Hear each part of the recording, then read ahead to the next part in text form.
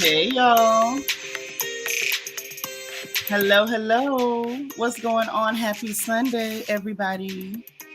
Happy Sunday, everybody. Happy Sunday, everybody. Get in here. Let's talk. Oh, my gosh. We got to talk, honey. We got to talk. So, I broke down and took a look at the SWV and Escape situation. I did not watch like full episodes, but I did try to get a little bit of insight, decided not to be too super close-minded, give them a shot. So we got to talk about that and what I saw and the way I see it. And we're going to talk about that interview that Carlos King did with Jacqueline Laurito from our Real Housewives of New Jersey. Y'all remember Jacqueline? That was Caroline's sister-in-law. The one that was actually friends with Teresa. We gotta talk because there's more to that story. And I thought I knew what was going on, but apparently I did not. And that's okay. Because now that I know, we're gonna handle that a little bit different. Just a little bit different, okay? Because from what Jacqueline is saying, the story. Y'all, the story is a little muddy. Okay? So we're going to get into that interview and what happened on that show. But before I do all of that, any of that, let me speak to who's in the building because my sisters are here. Okay? So we got to talk.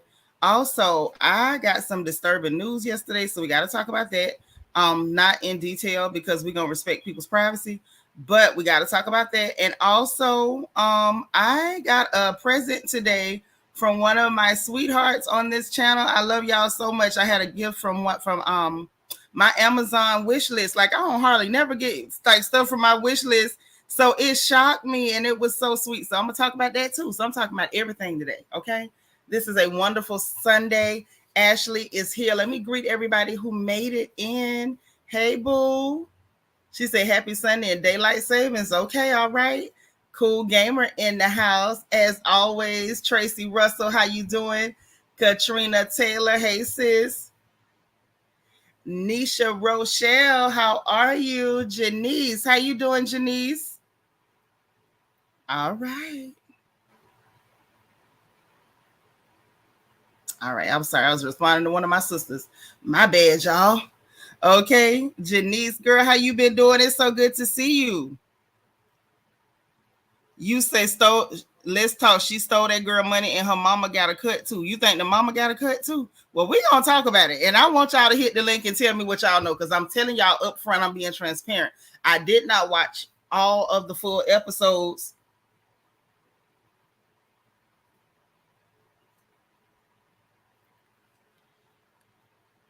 Okay, hold on. I'm talking to my sisters and I'm talking to y'all. Ashley, if one of your comments got deleted, it was a oopsie, okay? You know we love you, girl. Hey, Vita Worship, Vita from Denver. Miss Sparkle, our resident Mary Kay lady is here. Kia Coco Pop in the house. The beautiful, the gorgeous, the sassy, the bad to the bone, Niecy Rose up in here. Queen Me. Hey, girl. Hey, Queena. How you doing, girl? It's so good to see you. Like, y'all are really lifting my spirits, and I appreciate it. Yes, your birthday is tomorrow officially. Is it tomorrow officially? Okay, got it. So we gonna celebrate you tomorrow. But happy early birthday today, and then we're gonna give you happy birthday tomorrow. Keisha East, you listening in? All right, Dimples, what's happening? Vanessa Comagate, hello, beautiful. I'm glad you're here, Lady Tonya. Say, Mama ain't worth two nickels rubbed together. Mama a little different now. Mama a little different. I want y'all to hit that link and be helping me out with this conversation, because I'm telling y'all, I did not watch the no, it was an accident. Ashley, it was an oopsie. I'm telling you, it was an accident. You didn't say nothing wrong.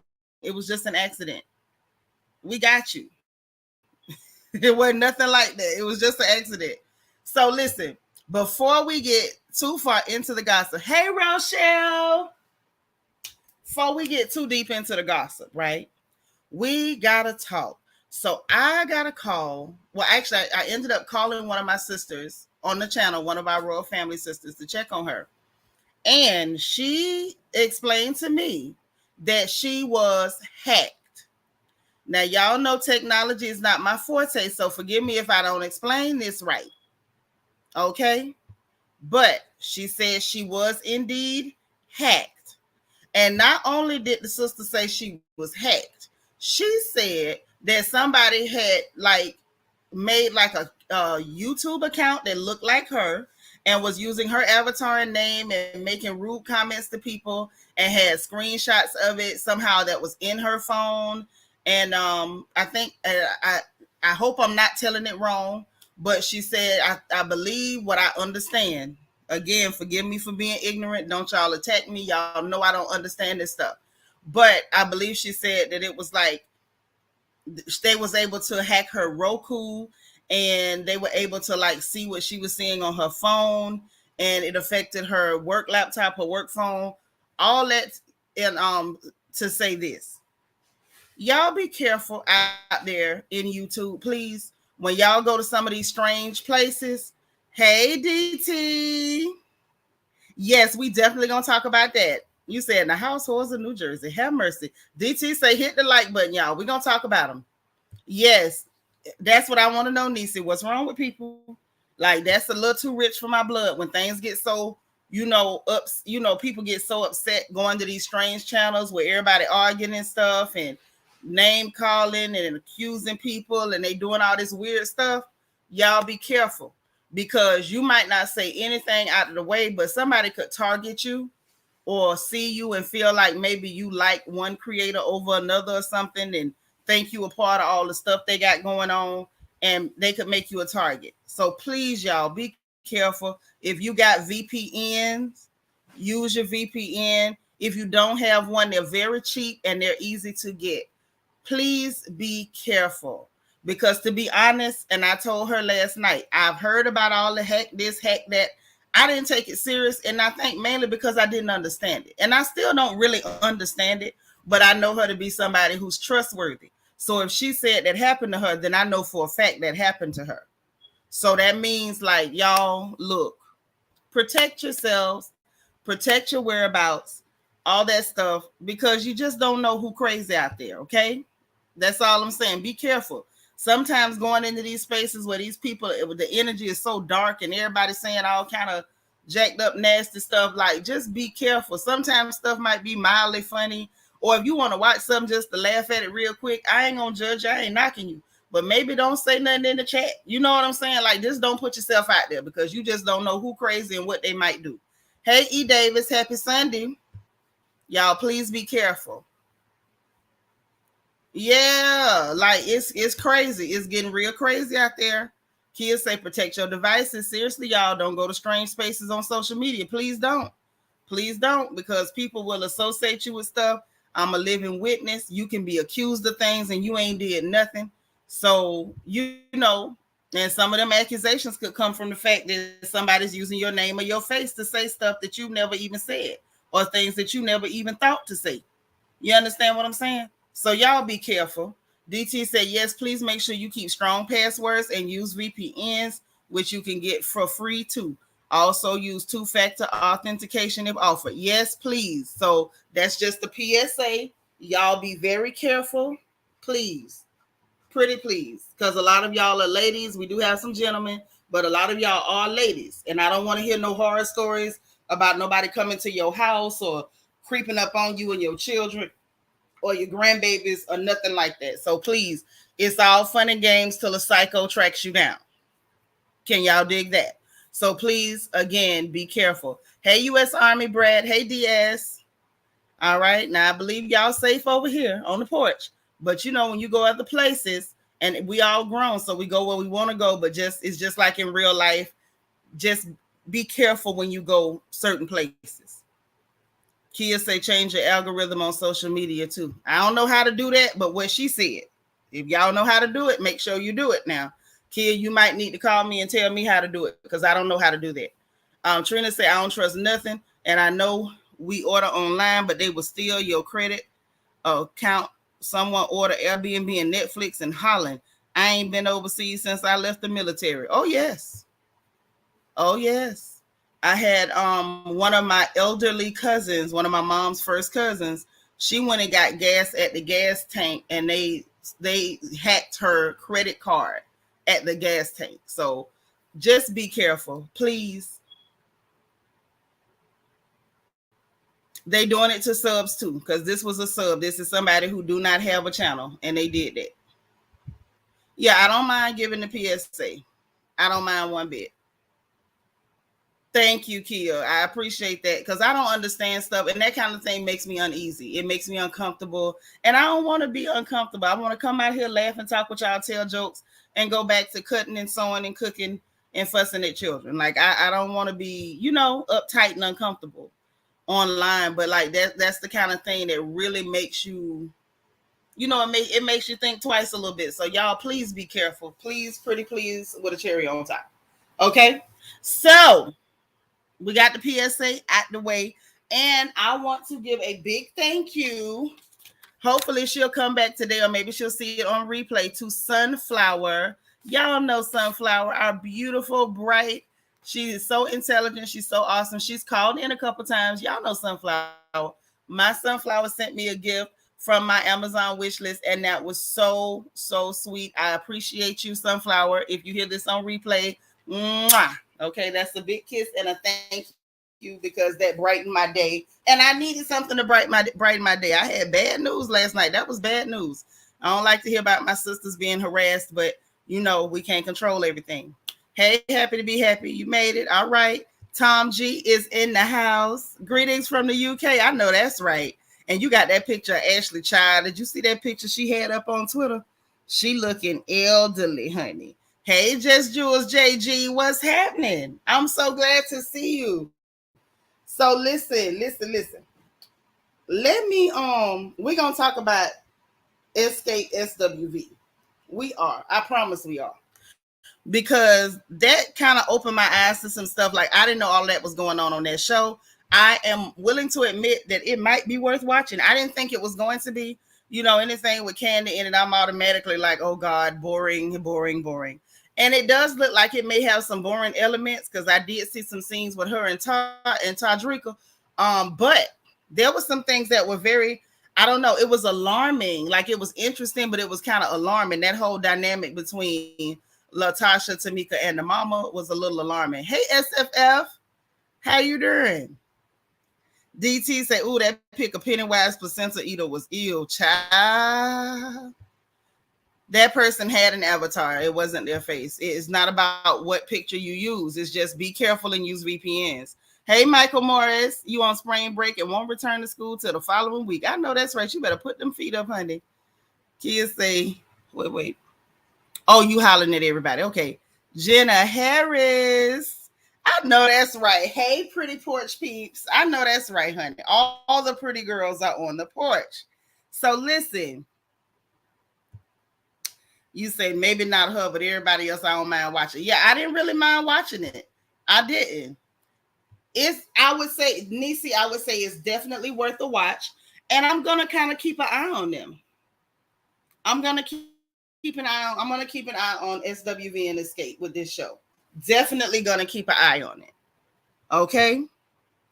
You said the same thing with them sisters and Coco. I'm in. Right. I'm telling you, like I stand corrected. I told y'all I am not uncheckable, honey. Ashley said they got raw real quick. Good first episode, but you're right. It was alarming. Very. Like it has some elements that made me slightly uncomfortable. Hey, Juan.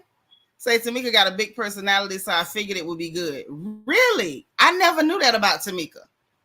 I don't know. Something about her, though. I'm going to just be honest. Something about her. It's something about her. I don't know what it is. I don't know. Hey, Tom G said, you stole my 30K and the silence from the mama killed me. Yeah, that was something. Just Jules say, I love SWB, but why is Escape so popular now? I feel like people are rewriting history. They're definitely trying to rewrite history, but they were not popular then, and they got the same handful of songs. The same handful. I've never been an Escape fan. I ain't gonna never be no Escape fan. Okay. I see you got the nice avatar, you and Ralph. I see you. I see you stunting. I see you stunting. Okay. You say you like it so far. Nano say 10 out of 10. Lord, Christine Lambert, girl, how you been? Christine say Tasha need to go with her narcissistic mother. Shaking my head. Child. That's all I'm going to say. I like her. It's Tasha I beside her. I'm looking at both of them a little funny. I feel like I don't know what came first. I feel like this is a chicken or egg situation. Like, was she strange first or did she become strange because of how they treat her? Because there's clearly something going on between her, Tasha, and their mama. It's something there, y'all. I don't know what it is. SFL say, I agree. There's still something about Tamika. I'm not completely convinced. I'm not. I'm going to be honest. And y'all know I'm like that. I don't just automatically start liking somebody because they are against somebody that I can clearly see is bad. I'm always like picking up when the vibrations are off. And I pick up real good when vibrations are off. And I know real good how to leave people the hell alone. And I feel like something about Tamika, if I knew her in real life, I probably wouldn't deal with her. Something's off. Janice said, what took me out was the mama said maybe they needed it. Oh. Hey, Lily. I love my sis. How you doing? Yes, DT. A handful of songs and a pocket full of dreams, honey. Yeah, me too, Mimi, the head sniper in the house. Yeah, I'm definitely more of an SWV fan. They had better voices, better style, better vibes.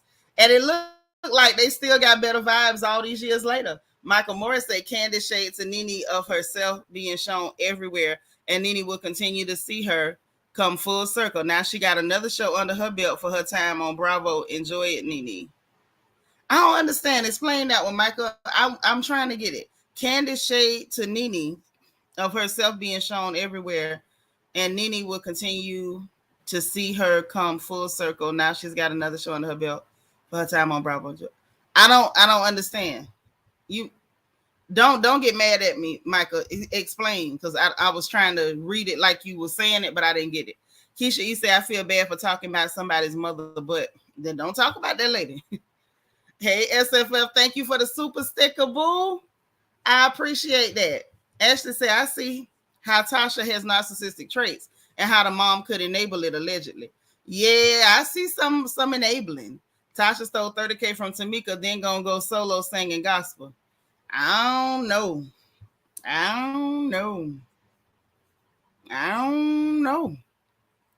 So maybe they needed it, huh? Shady, I gotta go watch now. Yeah, I didn't hear her say that. Maybe she did. I'm being honest. Like, I did not watch that episode. I just watched a multitude of clips, and I'm just like, oh my God, we have to talk about this. Kids say a whole lot of toxicity from the family. Yep. I don't think Tamika is lying, but I think Tamika and Latasha don't treat each other too kindly. That's what I see. Something in the buttermilk ain't too clean. I agree. Yep, definitely better songs too. Hey, Mary Augustine.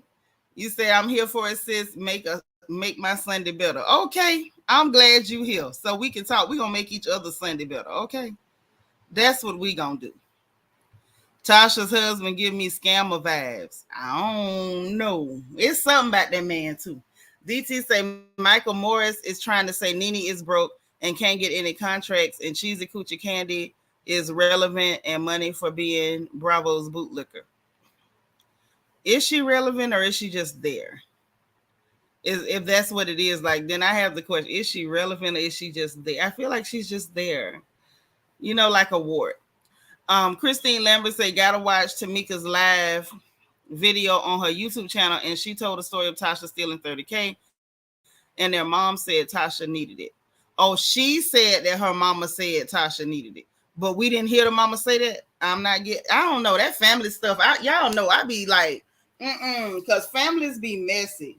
One thing about families, the one person who talking gonna tell they side, and when they tell it, they gonna always look clean. And I just don't know. I don't know. That whole vibe seems off. That's what I'm gonna say. So that blonde on Tasha is not a good look at all because that wig looked cheap. SFF say, I still say that entire group Escape is messy. Yep. SWV has some issues, but they came together and get that bread. Yes. Yeah, you might have to take a gander, Nisi. It might be worth a peep. I mean, we're going to get into it. Say so nasty how she said she wasn't excited during the meeting. Yeah, she said that. Y'all want to talk about them first, but we got to talk about this real quick. Hold on. I mean, Michael is telling me what he said because I want to know from Michael because he took time and wrote it out. I want to make sure I got it right. Season 12 reunion when Nene accidentally called Candy unforgettable, but she meant forgettable. Candy is forgettable. When complaining about Candy getting another show and Candy replying with embedded in the brain shade. Oh, Candy wish she was embedded in somebody's brain. Honey, showing up everywhere is not going to embed you in nobody's brain. Candy is as boring as anything. She's as boring as watching paint dry. Candy is forgettable as hell. Even with Nene gone, she still ain't the center of attraction. She ain't gonna never be the center ring at the circus. That girl she's a number 2. She gonna be a number 2 for the rest of her life. And as soon as she accept that, the world gonna be a better place. Kids say SWV is my whole vibe. Escape only had a few songs I still bop with to this day. SWV for the win to the end. I couldn't bop with hardly nothing from them. It was just, I don't know. The beats was all right because Jermaine Dupri make good beats. Tasha's hair color gives me banana Laffy Taffy. And now I'm back. Micah is making reference to Candy at any moment on the reunion. Okay. Yeah, she would love to be embedded in somebody's brain, child. Not even your husband. It's a no. I will say this. She's hardworking and she's persistent. Tasha's hair makes her look like expired banana pudding. Oh, my God. Lily said it ages her. Y'all is giving her hell about this blonde hair. Now that she know how to do, Candy gonna go get the money. And I love a girl that knows how to go get the money. Say, I believe it when the mother said, cut the camera and get out. I mean, that lady don't want nobody, recording her children fighting either. But the mama still got some stuff going on. I don't know.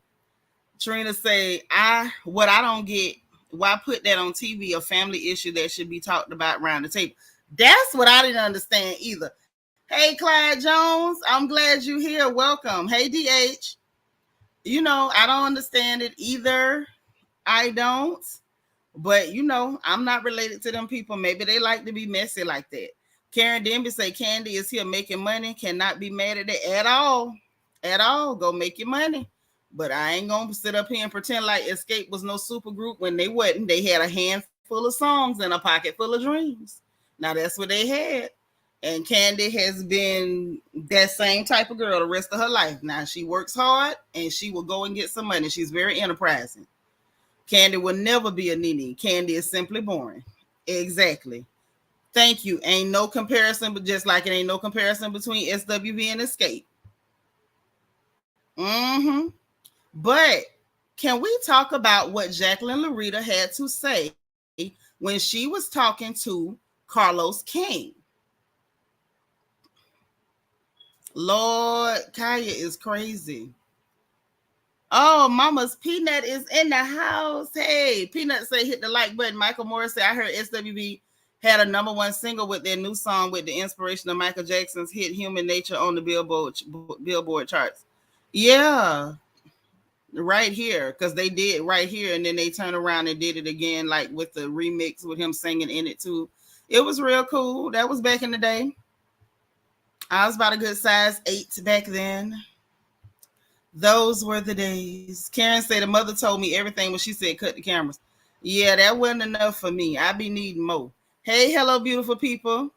Yeah, Candace is a straight up hustler. Now that I respect. I would love to see more of her, the hustler, than her trying to be a star. Show us how you hustle, girl. Let us learn at your feet, sis. Janice says, I love blonde hair, but it's not a good look on her, and it looks very old. It needs to be washed. Yeah, that wig looked like it's been around the world, and yeah. Trina say Candace making money and Todd is spending it. Ooh, you know that hurt my feelings. That handful is generous. Yes. Nano say, I don't think Candy want to be Nene. Imagine being bothered, bitter, than burning bridges left and right. Jeez. I mean, that's your opinion. But it's a lot of us that don't see it that way. But okay, I feel you. Everybody ain't for everybody. That's why we have a variety of people out there, so everybody can like who they like. I just feel like, and a lot of people feel like she wanted to be the center of attention. I felt like she more or less wanted to be the star. I don't think she wanted to necessarily be Lanithia, but I think she wanted to be the star. And I think she didn't like the fact that Lanithia was definitely a fan favorite. I think she definitely didn't like that because Candy is a competitive person. And that's cool too, because I think that's what helps her with her hustle is that she's very competitive. DT said Candy need to protect her coins so Tajrika and Don Juanita can stop spending it on their sad hookups. Now, yeah, why we gotta bother Don Juan? Why Don Juan can't have people? He can't have his people?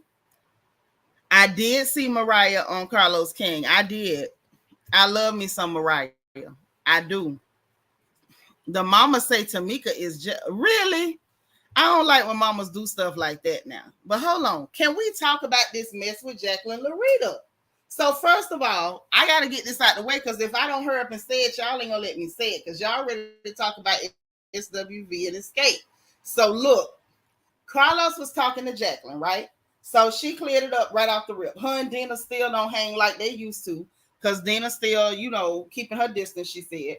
Of course, she fine with Caroline because Caroline don't really bother nobody. She said Caroline really ain't no phone person. If you don't hang with her in person, you really ain't going to hang with her. And she did let in on the fact that, that Caroline is really still disturbed. Wait a minute. Hold on. My baby say it's only 53 likes.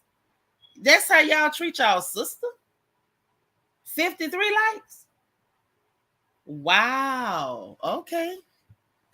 Let me find out. I need to turn this off and go lay back down because I should be good for a thumb. Can I get a thumb? Michael Morris say, honestly, bring back Carlos King. Back when he used to be on the Housewives, the storylines were flowing and not fake or forced in today's Housewives. Maybe except Jersey because Jersey's still bringing it. I agree. But when we talk about Carlos, Carlos made it very clear why things flowed like that with him.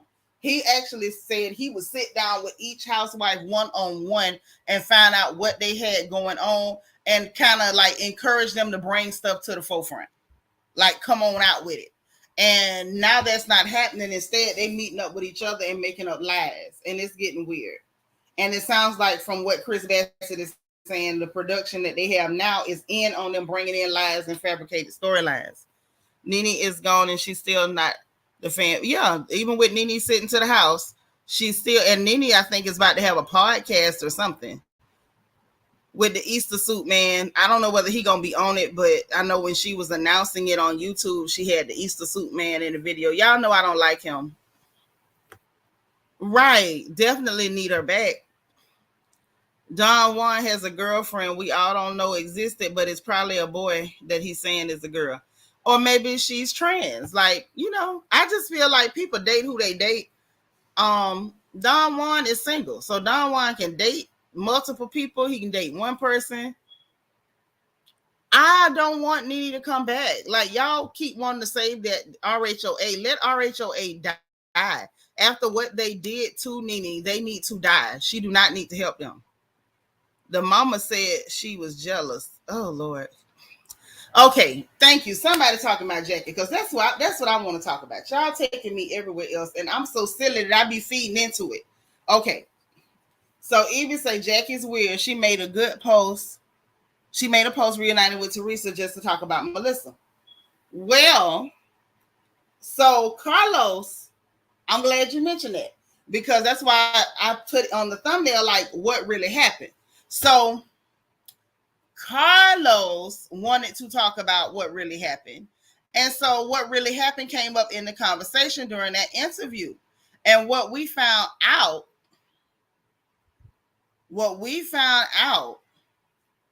is that one, and Carlos was co-signing. And you know he knew back then because he was all involved. Carlos was co-signing the fact that Melissa was indeed feeding information to Danielle Staub about her. Now, that threw me for a loop, because I was like, first of all, I never believed that. I thought Teresa was being paranoid, and I'm just like, boy, if I ain't been getting my head slapped left and right, I am really getting my head slapped left and right. I never believed it, and I'm woman enough to admit that I never believed that. But apparently there's some truth to that. She was indeed giving information, feeding Danielle Staub information about Teresa. However, one of the things that actually got Melissa on the show was technically Teresa's fault. Now, Teresa was mad that the girl was on the show, but it's partially Teresa's fault that girl ended up on the show, because the producers apparently were watching social media, and Teresa was arguing with them on social media about sprinkle cookies and some other. I'm like, sprinkle cookies?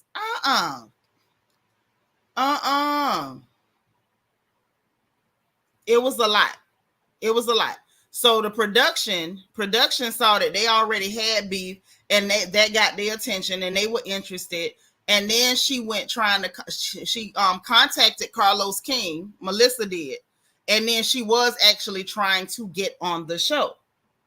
Now, the way they making it sound was like Teresa was not going to sign a contract at all that year because they came on the show.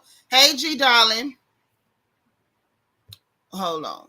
Michael say people want to talk about Jacqueline reuniting with Teresa's fake. So is Joe Gorga meeting up with Joe Giudice in the Bahamas and Melissa reuniting with Caroline?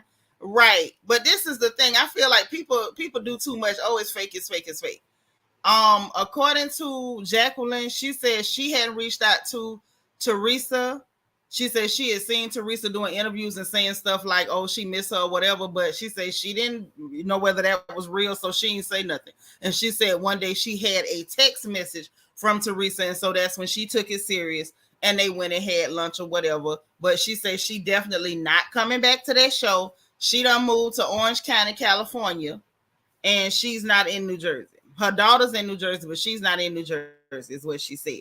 Janice saying Teresa's brother did the same thing with Joe. He talked so bad about them kids' dad and then want to hug him. Right. That's what I'm saying. I did not realize that Joe and Melissa was really as messy as they were. Like, it's really coming out how messy they were behind the scenes. So apparently, Jackie and them tried to talk to Teresa into signing the contract. She didn't want to do it. Carlos King had to call her and was like, no, you don't let nobody run you off your show. Because Jacqueline said she had tried to talk to her and tell her, like, so you going to be at this same christening, because it was right before the christening. You going to be at this same christening, and you going to watch them being filmed on the show that you kind of made, and just let them have it. Like, don't do that. And Carlos said he the one talked to her into it. Was like, girl, don't let them people run you off no show that you made. Sign your contract and take your behind to work. And so she did. And here we are all these seasons later with rumors that Melissa and Joe might be finna go.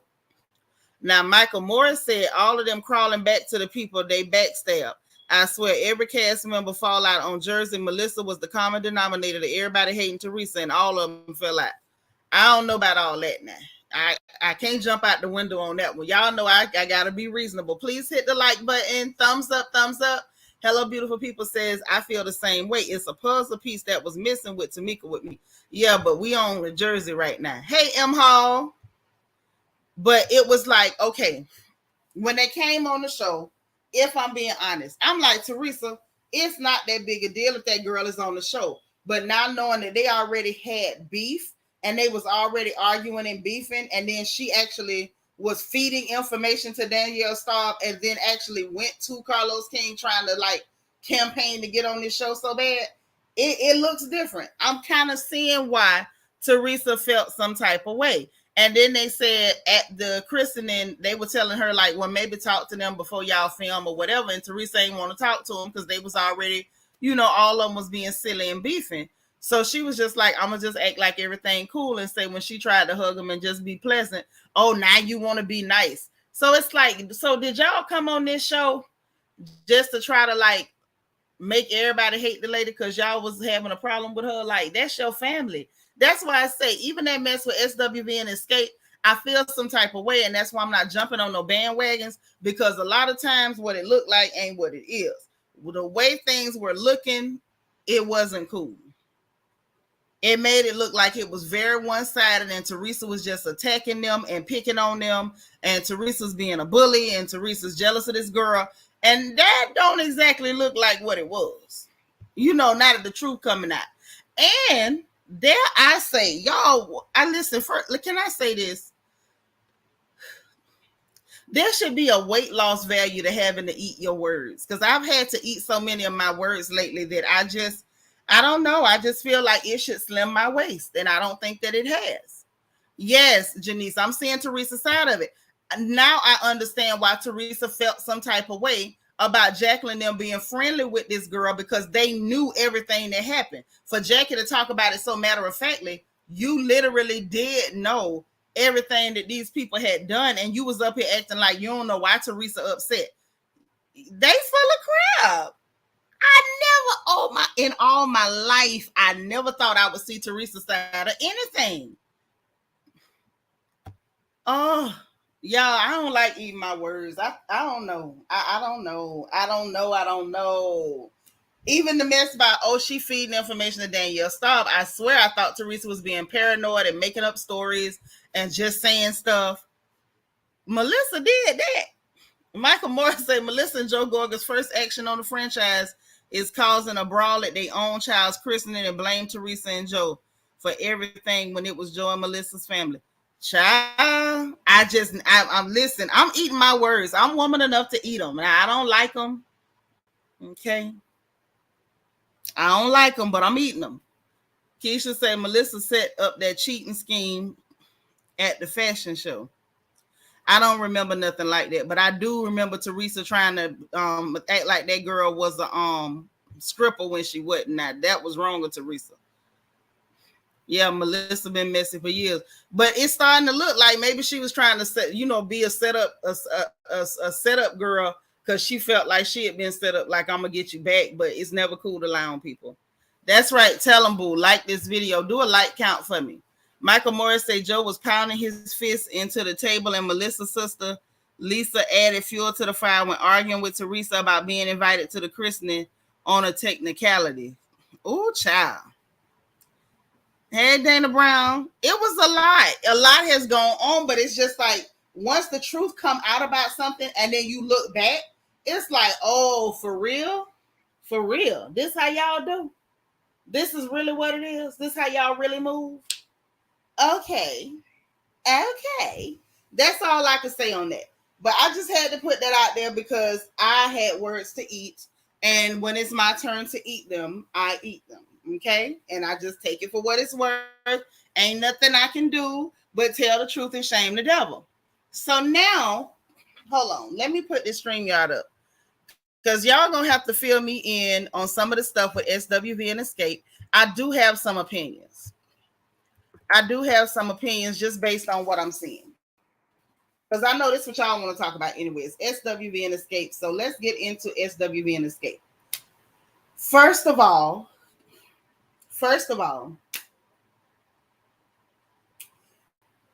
all of the Escape husbands seem weird. I don't know if that's fair to say, but that's just how I see it. Hey, Joanne. Joanne Wilson said, Melissa and Joe are the real villains on RHONJ. I thought it was Teresa all along. Yep, me too. That's why I say, girl, one thing about me, I will eat my words. I will eat them. I will. And this time I've had to eat them. I don't even know what else to say. But anywho, all of the Escape husbands are weird. They're weird. We already know about Tajrika. Candace sitting up there in her confessional. I'm not sure what she had on. I'm not even sure what the hell that was on her head with them two ponytails. She looked very strange. Talking about, oh, Todd is in charge at home. And I'm just like, oh my God. It was a lot. I'm not sure why they needed to show any of these weird husbands.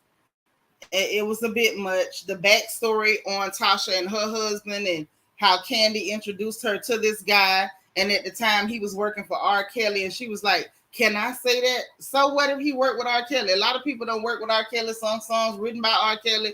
Like, good Lord, you ain't say that he was over at the high school scouting talent with R. Kelly. You know, that was weird. Like, I'm not even sure why she decided to add that tidbit in there. Like, I don't know. Tamika's husband is weird. He looks weird. He acts weird. Oh, I was on a Tyler Perry movie and I met him and it's like The Bodyguard and I'm just sitting there like, you know, just weird. So we saw Tiny at the house with her churn, you know, and she was making shakes or something with the kids and she seems to be, you know, real active with her baby. So I did like that. That was a real cool scene.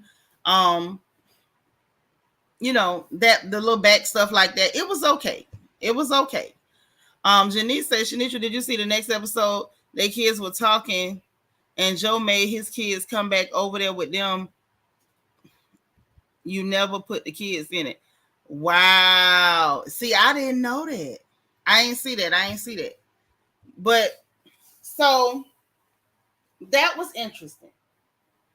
But I will say this. First of all, I feel like SWV and Escape is a mismatch for a lot of reasons. I'm not even sure how that tour was ever supposed to work. Now, I do like the fact that SWV still making coin. They traveling overseas and everywhere. Like Candy, like I'm worldwide. No, apparently not. SWV is what you call worldwide. They touring everywhere. They're not hinging it on a TV show and hoping it paying out. They're not over there with a handful of songs and a pocket full of dreams. They not. Okay. Now, they say they doing 50 to 100 shows a year and just, you know, talking about their longevity. I thought that was super nice, super cool to see those sisters be successful at their age. Because, you know, sisters, we get finer by the decade. I mean, every 10 years we get a little more fine. Bianca, she said, if y'all got something to say, hit that StreamYard link, you know. Nuker 57 says Marge is the real villain on the show, mean and nasty as a wet chicken. I know that's right. You better tell them. Yeah. What up? Yeah. Say it's really easy to believe Joe and Melissa because of Teresa's past, but in this situation, Joe and Melissa are dead wrong. Well, the thing is, part of that past we talking about is with Joe and Melissa, and it was shown from a certain vantage point. So it looked like he playing for the other team. Yeah, that husband is a little strange, honey. Him strange. Bianca say, hey, y'all, you over there working overtime. You ain't know we was on. We on. But yeah, so anyway, it's a mismatch. So you got one group that's got longevity. They're beautiful. They're doing their thing. They are matured women. And on the other hand, you got Escape. And I feel like, and this is not me just saying this because I'm not an Escape fan. It's that Escape seems messy and childish. Like it's like a bunch of little, oh Lord, just it's giving bird vibes. It's giving straight up a bunch of ignorant birds. And the whole group is messy. I cannot point to one member of Escape. and say, well, this one is matured and the other ones are not working with her. Every one of them are childish and problematic. Now, I did pay close attention to the fact that even Tiny put out that they always had drama because it was Tasha versus Candy. Candy and Tasha, Candy and Tasha. All right. Yes, they have been messy from their inception. That is true. Keisha E., you have to give permission for your mic and camera. If you don't give permission, it won't let you in. I hope you can hear me. But it's the fact that like, you know, Tasha walk in the room, Candy making faces. What is that for? You know, just childish stuff. Then Tamika sits down with Candy and Tiny to talk about her sister instead of sitting down with her sister to talk about her sister. And then you comfortable saying y'all did the Lovers and Friends tour out there in Vegas, because there was a lot of people on that Lovers and Friends. But, hey, Black Honeybees, but, wait, what you say? You say, finally somebody sees what I see about Escape. Yeah, they're messy birds. Trina say they act like they still in high school. Facts. But she, you know, you comfortable saying you ain't spoke with her since y'all was in Vegas. Why didn't you go and talk to her about her? Y'all could have had that out before a camera ever got there. Especially if you know your mama is one-sided or lopsided with how she move. You know what I mean? Like, I just didn't understand that. And then the fact that she sat down with them talking, and it didn't seem like they were trying to encourage her to make peace at all. At all. They go along with the conversation, and Tiny sitting up sniggling. Oh, I was reading the text messages and I was laughing and, you know, telling her, well, she feel like you body shamed her because you said if you have an A to kiss. Well, you were picking at her for not having a big butt. You definitely were picking at her for not having a big butt. You meant that. Because if you were talking about, you know, somebody figuratively kissing behind, you wouldn't have threw that in there if you had a butt to kiss. You did that to try to knock her about her body image because, you know, she has an issue with her body image. And that's why I'm saying I think whatever's going on between them sisters is a lot deeper than what we're seeing on this camera. Now, maybe they'll get more into it this season. Let's see. Janice said, I didn't like that. I'm an only child, but you never talk about family to outsiders. Never. Never. Christine said Tasha has changed her phone number and only allows their mom to have it. Okay, that's one way to do things. You know, if your sister changed her phone number, you know where your sister live. You could have went over there to the house and said, Mama called her. You know what I'm saying? You didn't have to, you know, I don't know. To me, outsiders and cameras, that ain't it. That ain't it. Hey, Auntie Eva, you ain't that late.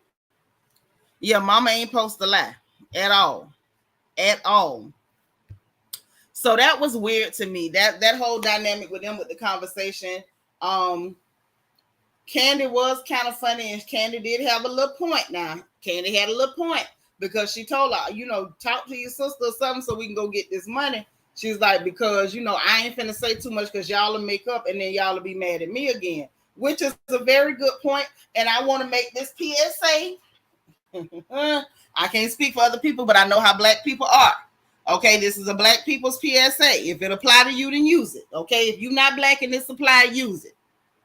If family is arguing and you not family, stay out of that mess because them people will make up because blood is thicker than mud. And when they make up, they're going to sit around and they're going to discuss everything you said about the other one while you were trying to take sides. Do not get involved. Stay out of that mess. I don't care what they're doing to each other. If they firing shots at each other, if you can't put up a wall of plexiglass and hide behind a bush, then just don't do nothing. Stay out of family stuff because them people will make up eventually and then you're going to be the bad guy. So stay out of it. That's right. Never get in family mess. Stay far away from it. SFF said as soon as Tasha showed up with the group to discuss the potential tour with Escape, Candy twisted her face. She sure did. I just don't understand how the group got this far. They didn't get nowhere. When they started back performing, they hadn't performed together in 20 years. That's why they didn't ever make it nowhere, because the attitudes were so bad in this group. Yep, stay all the way out of that. Tom G, tell them. Because one thing about family, baby, them jokers will make up and you will be the victim. That's right, Nisa. Exactly. Just don't do it.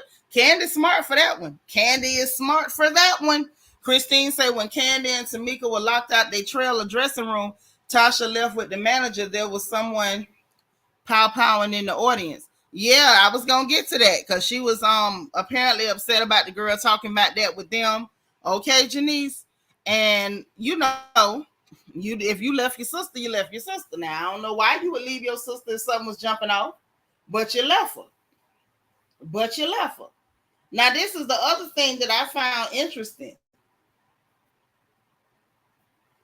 Why was there nobody to unlock the dressing rooms? Like, how did that work? Was it that like their purses were in there, they couldn't leave until they got their purses, or was you know what I'm saying? Like, I need more info. I need more info. SFL say they probably added the family drama to get the ratings up for the show. Yeah, but that's not good. Hey, Destiny, that ain't no good. I don't know if I agree with that. That ain't. I don't. Bianca said I still ain't seen it yet, y'all. I'm gonna watch it on my way home. Yeah, put it on in the car, but don't look at it. Be looking at the road. Be listening. Don't be, watch the road. Don't watch the show. But this is the thing, right? That kind of bugged me a little bit because I'm like, okay, if your sister was leaving, why didn't you get in the car with your sister? Did she tell you couldn't get in the car with her? Is it that you needed to get in the dressing room before you could leave?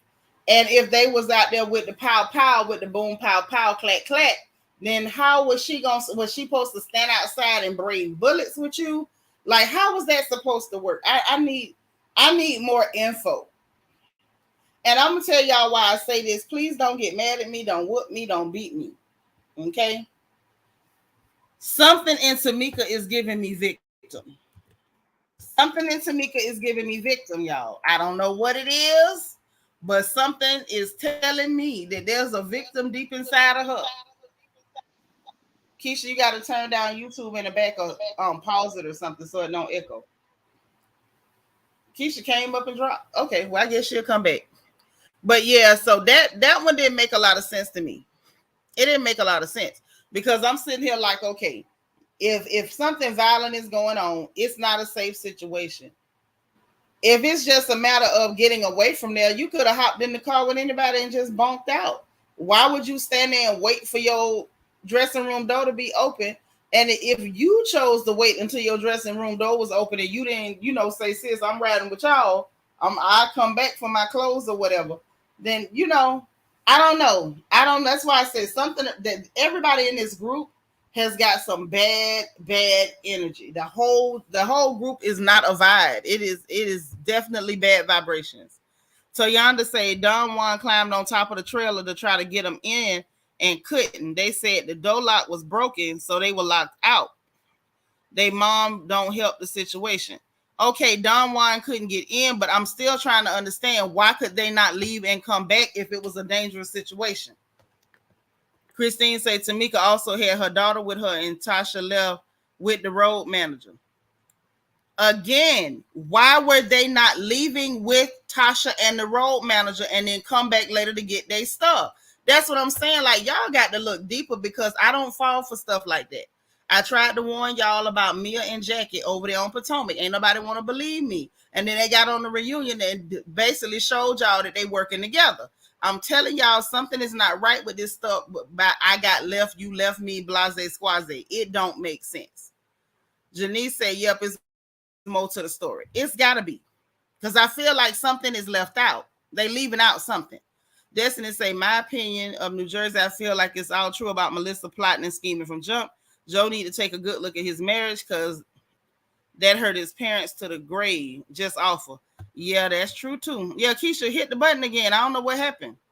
Black Honeybees say, I don't fully trust Tamika. She's so quick to put out gossip. Look what she said about Candy. What she said about Candy, girl? Okay. Yeah, come back. Destiny say, I haven't seen the Escape show yet. I don't know if I want to. Well, it's some interesting stuff going on. So I really want to know what is the full story, not this piece of story, not this breadcrumbing type stuff, because it's almost like the way I see her talking with Candy and Tiny, it's almost like they done rehearsed it and you say this in front of the camera type stuff. I don't know. Something about it seems inauthentic, and it gives I'm going to be the victim. Maybe I need to see her in another setting to see if I still feel that same vibe. Like I said, I don't have nothing to prove this. It's just a feeling. I have a feeling. And I feel like Tasha's hands ain't clean either. And she's not saying a lot. So I really can't really get a read on her. Christine said Tamika's live video explanation really put everything in perspective. Well, I'm not going to go watch it. But if she said something to explain why the hell she didn't get in the car with her daughter, with the road manager, and her own blood sister, please come hit the link and tell me. Oh, she said Candy screwed everybody. But how come she wasn't on the show saying that? How come on the show it was all about my sister evil, my mama evil, my sister evil, my mama evil? Like where is the Candy screwed everybody footage? Where that's at? That's what I'm saying. Something is funny. Christine said Tamika said it in an interview that Candy slept with Jermaine Dupri and his daddy, and she later apologized. Well, yeah, we all heard about Candy sleeping with Jermaine Dupri and his daddy. And we know Candy don't want that out there, but that's been said a long time ago. A long time ago. Oh, you mean that's what she said? I mean, look, hey, y'all know I ain't pulling nobody whole facts. If you did it, you did it. Black Honeybee say that she F all of So Def and Jermaine Dupri father back in the day. Well, everybody knew that Candy was out there with a friendly cat. Now, that was the word in Atlanta, that Candy's feline friend was extremely friendly. Okay. Hello, beautiful people saying that Candy slept with JD and his daddy, and she came back, said she lied, she was angry, she ain't like her, she had to apologize. Child, you mean that Candy wanted her to take that back to save her face, but I'm just not buying it. Not buying it. Karen Denby say the show looks like a bunch of bad actors reading lines, but it's some stuff that seems authentic, and there's some things that definitely do not seem authentic. Hey, Sunny Bunny. So they played a snippet of it and showed a clip of Tamika apology. Of course, they're going to try to hurry up and play that because that's what Candy wants to put out there to try to clean up her image. Like, girl, that ship has sailed. She said that when the group first broke up. You know what I'm saying? I'm not pulling nobody's whole facts. You do what you do. Every woman got a right to do what she do with her body. Because I feel the way I feel about that, because nobody don't say nothing when these men is extra friendly. When the men friendly, don't nobody say nothing. So I feel like if she want to be friendly, she could be friendly. Saying Candy's a cake mama. Yeah, and it's men out here tricking off too. It's men tricking too. Jermaine Dupri is a cake daddy. So you know what I'm saying? I feel like we need to normalize goose and gander. If it's good for the goose, it's good for the gander. If men can pay for the women they like, then that woman can pay for the men she like. I don't have a problem with that. I just feel like don't go get married, having babies, and let them Negroes steal half your wealth. Now, that's what you don't need to do. Now, that's the only thing I speak up about. But so that was interesting to me, that conversation or whatever. The other thing was watching the meetup between the two groups. Like I said, Tamika walk in, Candy face automatically tied up in the knots. They showed flashbacks of her saying to Tasha, like, oh, you know, when we all first met, like I remember telling your sister, I don't think your sister liked me and all this stuff. Like them two always had whatever they had going on. And I feel like the same thing went on there that went on with Nene. I want to be the star, but I ain't got no voice. But Tasha definitely has a problematic vibe to her. Her attitude is something else. Black Honeybee said Tamika's come across like she wants to be on reality TV, getting a bag, and she's willing to throw her whole family away. That's what it's giving. That's what it's giving. Like, if I'm in front of this camera, I'm going to make y'all all look like dirt, and I'm going to be a victim. and I'm gonna make sure that I drill home that I am the victim of my family, and that's what it's looking like to me.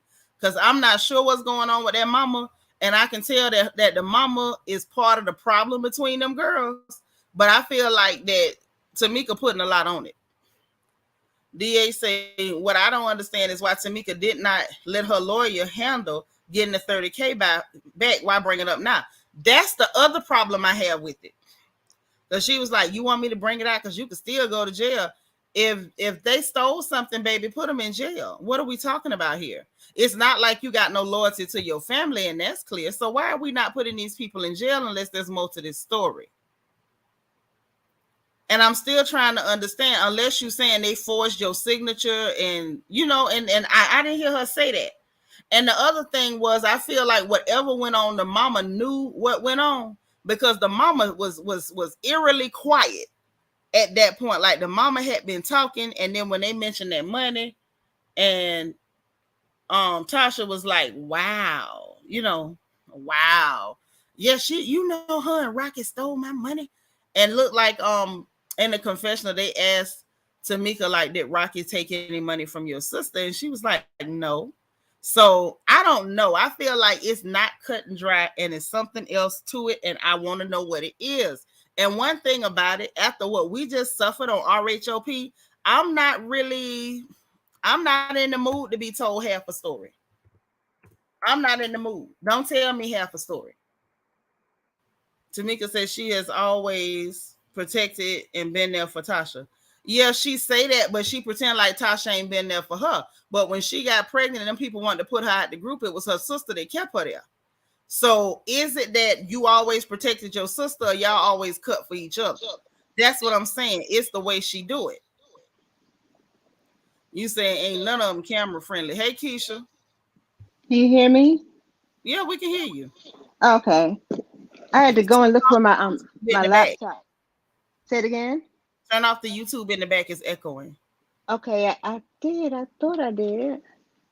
Are you watching me on another tab? It was up on my laptop. So let me try to close it on. Yeah, I closed my laptop. Oh, okay. Well, maybe it's gone now. We'll Okay. see. Okay. No, it's still echoing. So were you watching me on the laptop and you hit the link on the laptop? No, I hit the link on my phone and I shut the laptop down. Okay. Are you using headphones or something? I am. Let me take the headphones off. Because maybe. Okay, I can do that. Because maybe that's where the echo is. No, don't go nowhere. Just take them off, right? If not, I'll deal with the echo. Don't go away. I'm gonna just be quiet. What you got? No. I'm gonna take it. I'm gonna take the headphones off. I'll take them off. Okay, cool. Okay, so Yonda say Tiny, a Candy mom, told her that they were getting checks and cashing them. She said Tiny's mama told her that. Kia says supposedly the check came in the husband's name and he was supposed to dispense it. But why would the check come in his name? Okay. Am I being dumb, y'all, or do that make any sense? Why would the check come in his name? Okay, is that better? It sounds like it. Yeah, no echo. Go ahead. Okay. No. Okay. I didn't hear where y'all were, so I'm gonna pick up where y'all left off. For well, what I'm trying to figure out something. What I'm trying to figure out. Well, Tasha walked in with the same look she always have on her face, Christine. Candy tied her face up in knots, and the girl hadn't even said hello. So there's no excuse for that. Candy does that. We seen her do that on Atlanta. People walk in and she just go to making faces like the Joker. And that ain't. I'm just saying. Everybody. She did it twice. Yeah, but I'm just saying everybody should. She did it at the restaurant, and she did it when she walked into her home. So I don't understand what's the problem. If why going to tour with the group? Yeah, if you're going to just be looking her up and down like, you look cute, but whatever. That's the kind of look she gave her. Yeah, and it was like she made that face after Taj complimented her on how nice she looked. Like it bothered her to see somebody like this girl. I do believe Tasha has an attitude problem. Tasha got a little nasty to her. It's a little stank on her. However, I also see another dynamic, which both things can be true, and it looks like because of whatever, Candy is happy to have everybody who's in the group with this girl kind of pick on this girl. Now that's what it's looking like to me. I can tell when people ganging up. I'm not dumb. I've seen it before. Definitely But to me, it seen it seems before. like she's the troublemaker of the group, and Candy's looking at her like, "What is it going to be this time?" It's always something with you. Because one time, she or her sister didn't show up, so it was only Tiny and Well, if it's her or her sister that Candy didn't on show up, how stage. is she just the troublemaker? And according to Tiny, at one point, all the drama was her and Candy. So how is she the troublemaker? It Well, sounds she like they would. all troublemakers and they all participate to a certain degree. Even Tiny They little messy do. tail. And I feel I like like it's Tiny easy though. I to think Tiny be trying she's to be the still messy. peacemaker. I mean, it ain't about liking her or not liking her. She's still messy. She took part in that stuff, and I'm watching her. Wait a And minute, which stuff? Which stuff? Maybe I don't know about that. I'm just talking all the crap we saw online during the summertime. Like she's Oh, messy. okay. Okay, She yes, is yes, messy. yes, yes, yes. There is not one innocent person in Escape. They are all messy. And it's very clear that they, it's easy to make her the villain because she do have a little funky attitude. So they all gonna just gang up on her. And you can tell when Candy on that bull crap, we've seen her do it on Atlanta. She was irritated because Taj was being kind to that girl and complimenting her. And I see her and her mess. Kids say, but Mm-hmm. Candy and Tiny got their money, which makes the whole situation strange. It does. And DH, thank you for the super chat. Say this is why this is for the RHOP review. Did the replay today and needed to laugh. I appreciate it. Hey, Cheryl persons. But like this, that's the whole thing to me. Like I don't like that gang up stuff. I don't. Renee I say just no, think it it's wasn't always the some mess moms. with that sister. Hold on. Renee I'm say sorry, no, go it ahead. wasn't the moms. It was Tiny and Candy who told Tamika about the royalty checks. Okay, because see, this is where I got confused, sis. Because I could have swore she said Tiny's mom. It was I Tiny's could have. mother who told her. Okay, I know that's what I thought, and said Yeah. they did some digging and he got it or whatever like that. My thing is, how did your check come in that man's name? I need an answer for that. You know what I'm He saying? was I their don't like when manager people at one tell me time, half at a one point in story. time. He was their He was what? manager. He was their manager. Yeah, but even if somebody is your manager, why would your check come in their name? Because the sister know the social security number and all the information to give it But to what? No, him. if right And now, it if I see your social security number wrote down somewhere, is that gonna make your check come in my name? you're not cruddy. So no. But I'm just saying, like, I don't. Maybe I'm being ignorant because I don't understand how that works. I do when Him being a somebody's money business hungry, manager, being greedy, and then the sister don't really like you. They needed the money at the time, and she was like, "Just put it in our account." She don't know nothing about it anyway. That's what. but it That's how still I don't. see it. But it still don't make sense. Like I don't know. Your heart is I too don't good. know. You won't get it. No one's ever probably stolen any money from you. I've had it happen to me Girl, what before. you I see talking how about? this I happens. had a sister that was hooked on dope and still is. I have been stolen from plenty of times. But see, you can. That's different. Her sister, to her knowledge, is not doesn't have a disease. So things like that, we kind of be like, that's different. This supposed to be my sister. We went out here and sung together. Why would you allow your husband to take my money? That's different. I don't know. I don't know. To me, it sounds like they leaving out parts of the story. I need more info on you left me and the people were shooting, and I definitely need more info on how in the hell this man had your check in his name. I need that. But see, she didn't know that they were going to pull off. She saw them walking out, but she didn't think her sister was going to pull off and leave her and not come back and pick her up. She said she Did you walked right say past anything me to your with sister the like, "Girl, I'm security finna guard and ride with you"? everything. She Did the just sister know she was locked out? Did you say, "Girl, we locked they out. Let they me were run with both you"? locked out. So the sister went home in her clothes from the stage and just was like, forget everything in the room. I'm out. But I thought She they said only her and Candy was locked out, and they said that Tasha and Tiny was able to get into their dressing rooms. that's the no, the sisters were That's what sharing they a said. room. I thought the sisters were sharing a room. No, they wasn't. That ain't what they said now.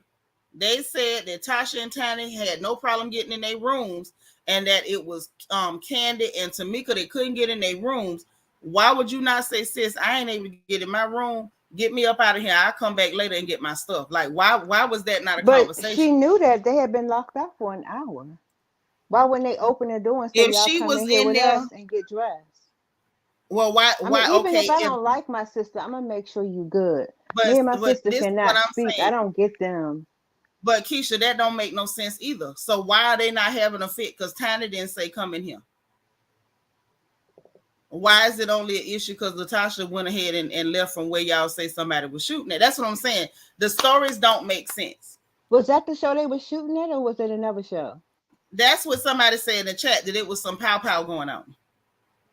Oh, I thought it was a different show. I didn't know it was that show. I thought it was like a show after like the She didn't BET say that Awards or it was in his something. name.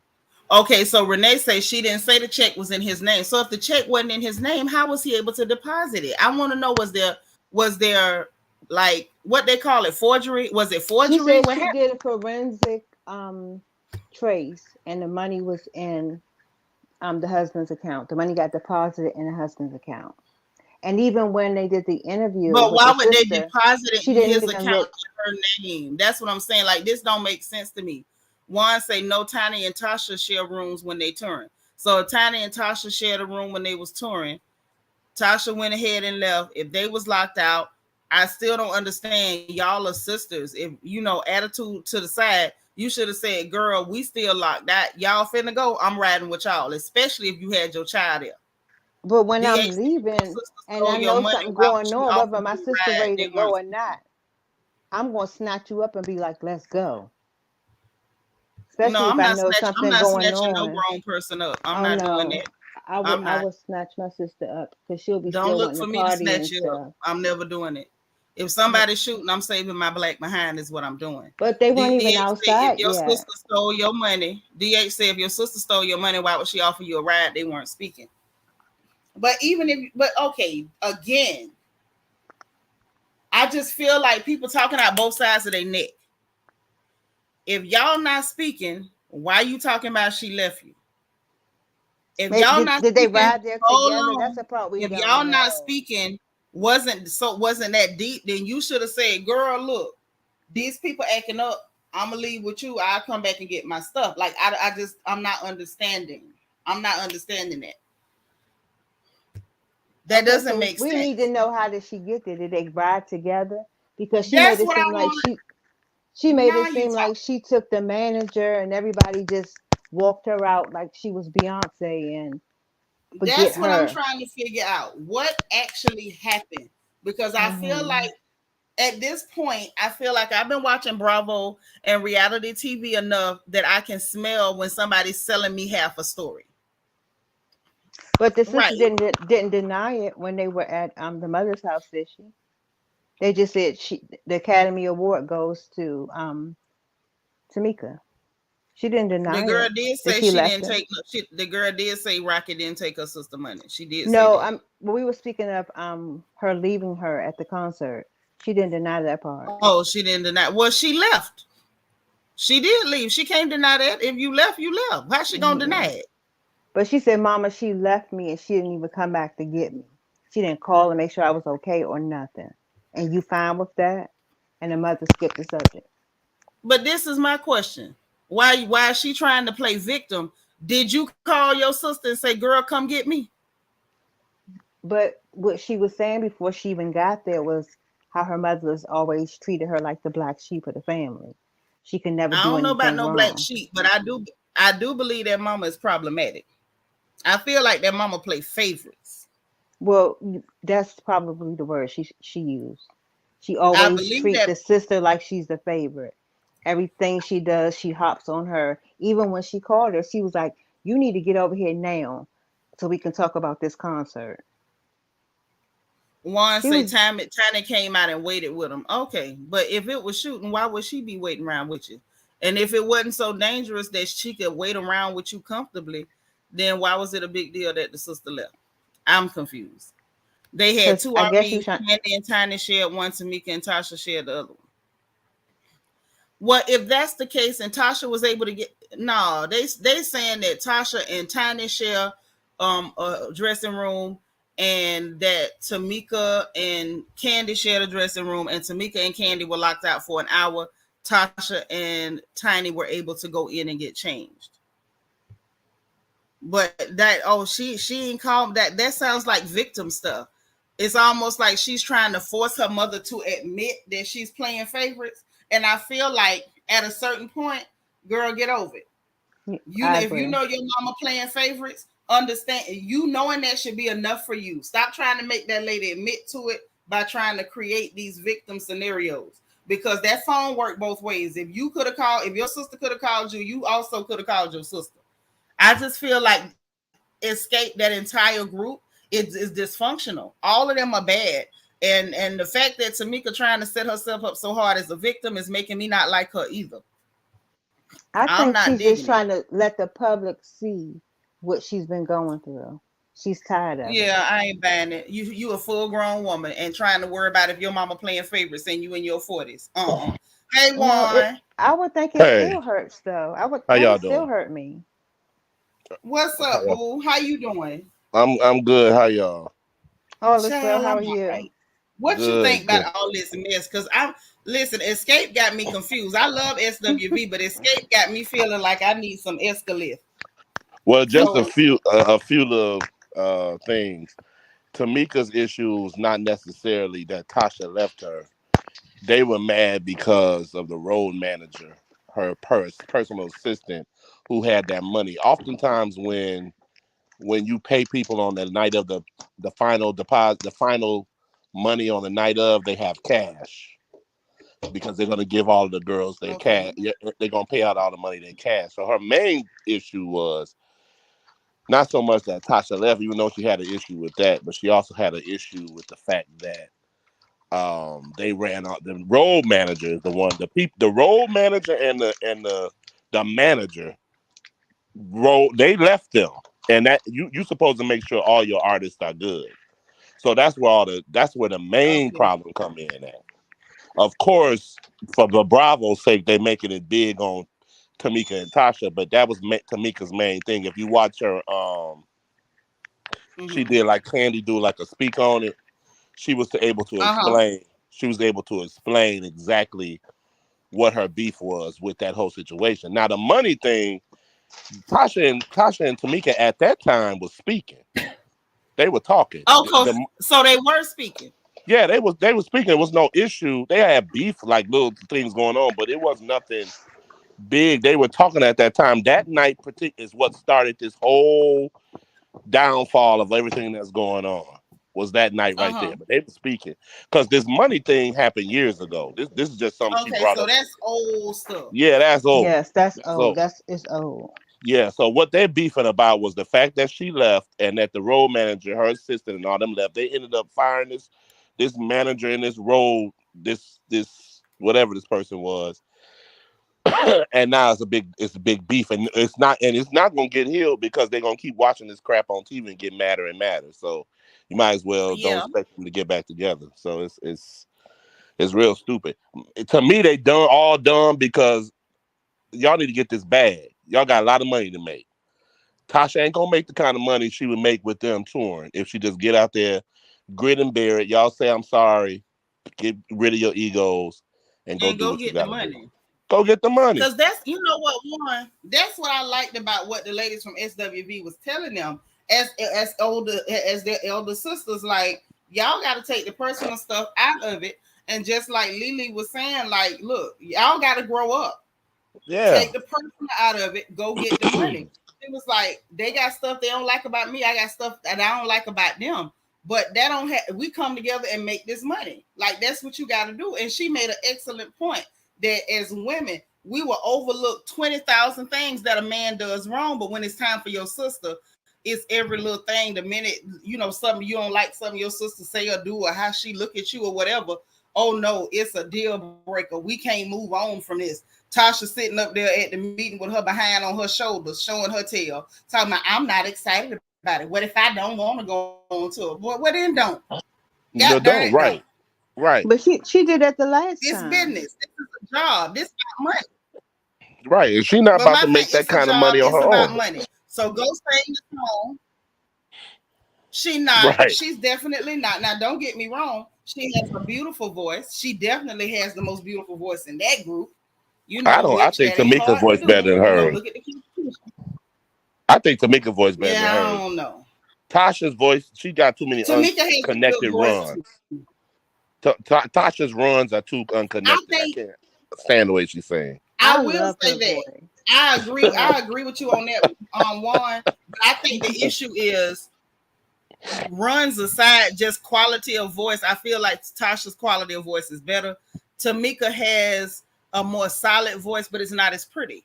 Like it's there, but it That's ain't. true. You know, It's not as pretty as Is Tasha. that That's as a true. current or it's y'all not. felt It's that not way as pretty. always? And the problem with Tasha is that Tasha tries to put too many runs in That's to her try problem. to try to showcase her voice. And Yeah. everybody is not a run queen. Right. Everybody ain't a run queen. Like I used to sing, at the juke joint. I used to be something. So my mama said Baptist girls are supposed to be singing the blues, so a girl had stopped. But I'm not a run. I'm not a runs queen. Like I ain't never been nobody just sit up and just do runs on runs on runs. Like I don't do that. And I feel like Tasha forces those runs. I do too. She forces them. Mm-hmm. I think she Has she feels like always she has forced to them, do them. or is this something new that she's doing? Because I'm trying No, to think that. she's always forced them. A She's lot of people always done them. Oh, Mm-hmm. yeah, okay. a lot of Mm-hmm. people do that. Black singers do that because a lot of people Mm-hmm. feel like you're not singing unless you're doing runs. When in reality, if you have a beautiful voice, you just have a beautiful voice. And Everybody, her and Tamika actually sound alike. Of course, they're sisters, so they would. They actually yeah, the sound alike. voices are very similar. Very It's similar, but just that Tasha's voice has like a little bit of a softer quality to it. And it's very pretty. It's very lilty. And then with Tamika's voice, it's a lot stronger. It gives more Broadway. Mm-hmm. Like if she got on the stage, like she could belt it out to the bleachers. Well, like she used to do a lot of Broadway back when they broke up. When Escape broke up, she used to do a lot of Tyler Perry stuff. A lot of when he used to do okay. she used to be stage plays. Yeah, she used to do a lot of that Tamika stuff. was doing stage plays. That's true. That's true. She was. Because that's what Juan. That's where she met that strange looking man she married to. Right, because he was her. You said strange looking man. That was her bodyguard. That and man then, looks strange. Yeah, Woo. those women, those Scott sisters have some low self-esteem. Something their mama did to them, I think. It sure is. It gives that. Because even Tasha got it. You got some man gonna come up to you and tell you, gonna take you from your boyfriend. Yeah, you're gonna be mine. And she was impressed by that. Like that impressed. Yeah. I mean, but you know what? Now, Juan, can we tell the truth? You man, he was 17 though.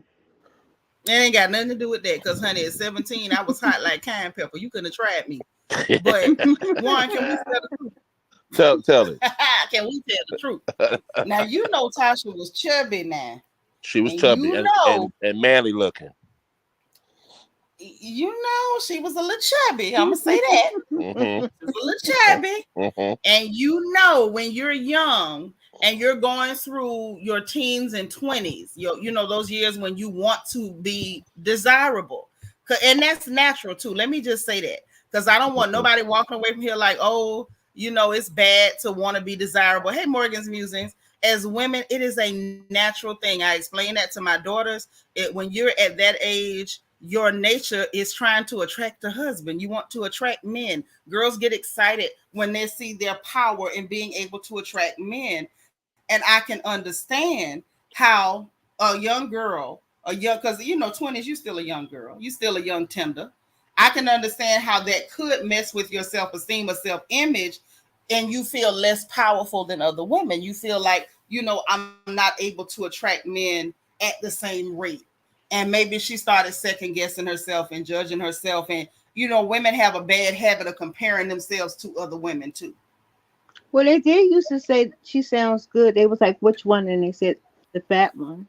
But it's not about what they said. I'm talking talking about how you see yourself. See, self-esteem is your esteem of yourself. That's the stuff that comes from yourself. I'm not talking about what people said. I'm talking about how she was looking at herself as a young woman and feeling less desirable. But like it matters. And I think that what went on, and I think I'm expounding and saying that I think Juan is correct in that I believe also that the sister had some desirability issues. And I do believe the mama had something to do with that. Mm-hmm. I'm not sure what went on with that mama, Juan, but Juan, you on to something. With that mama got some funny energy. Like even looking at that mama wig, her wig made me suspect her. Not the wig made me. The wig made me suspect her. There's only a certain type of old woman that wear wigs like that. I just didn't like when she was in the camera. Well, the camera caught her. I don't think she wanted to see it when she was like, she's jealous. When she's talking about she's jealous. I didn't like that. That's a key factor. That's something that there's some kind of pitting something each going other on against. there, ain't it? Yeah, you're pitting them against each other, and that's never good. And that could be because maybe Tasha was more maybe because when Tasha was younger, she was more into her. Obsessed with her looks and stuff, maybe is very insecure, and she may have, wanted to make sure. Tamika probably always had this personality where she thought she was all that, and I don't know. You just never know what it is. You know what I think? I could be wrong now. Auntie was talking about there I go falling out with a wig again. I didn't fall out with her mama's wig. I'm just saying her wig. I'm just saying that her wig is suspicious. Her wig is very suspicious, and I'll explain that later, but I feel like that wig is suspicious. I'm sorry. But what I think went on is, okay, when mamas have more than one girl, and I grew up in the house, it was 3 of us girls and 2 boys, okay? So I have seen this happen to a certain degree. Like my mama wasn't no psycho, but I feel like this lady, that wig says a lot. That's all I'm going to say. I think what happens is sometimes with these mamas with multiple girls, you find one girl that's going to kind of do whatever mama say. And she's going to follow mama's cues. And she's going to be like a mommy pleaser. Whatever mama say, I'm going to do it like this because mama said I should do it like this. And mama said I should do it like that. I can see that. And, okay. And that's what Latasha is giving. Like even her posture when she was sitting there. That's why I feel like that's why she was so confident that her mama was not really going to check her on nothing. Okay, because she was the one who, mama, I did because you told me this and I did what mama said, and I think she kind of sat up under mama a little bit more, and I think that had a lot to do with why the mama automatically sees her as right, because she knows she called a lot of this girl's plays. And then Tasha hugged Tamika in front of mama like ain't nothing wrong how she hugged her, but when she was every other place, she won't hug her. Right. So that's she also what I'm saying. acted in front of mama. Yeah, she acted. You see that? You see that one? Yeah, I saw all of that. Saying? Yeah. She played the role for mama. And she was like, that's what I'm saying. Mimi saying it. That's that judgmental wig. Yep. That's that wig that not only is that wig judgmental, that's the wig of a lady who is she insists upon herself. She trying to prove she's still a hot tamale, and you really just rubbing icy hot on. Like it's giving something. But Tasha definitely plays the role for her mama. Definitely plays the role. And Tamika told on herself, because I see who did say something about the BBL. Because I don't want to skip that either, because this got a lot to do with it too. Christine said Tamika had that BBL and had her own body image issues. That's another part of it. Because she went and got that BBL, that's why she was so comfortable telling Tasha if you had a behind the kiss and all that. Oh, you know what I mean? She felt like I got a BBL, now I'm above you. I got this body. And it's like both of y'all need therapy. Y'all health is crazy as hell, and your mama did it to you. Your mama did it to you. All of them need therapy. Candy and Tiny, the whole group need it. You ain't lying, and they need to not be a group either. And I agree with what y'all said earlier. I agree about the whole escape pandemonium.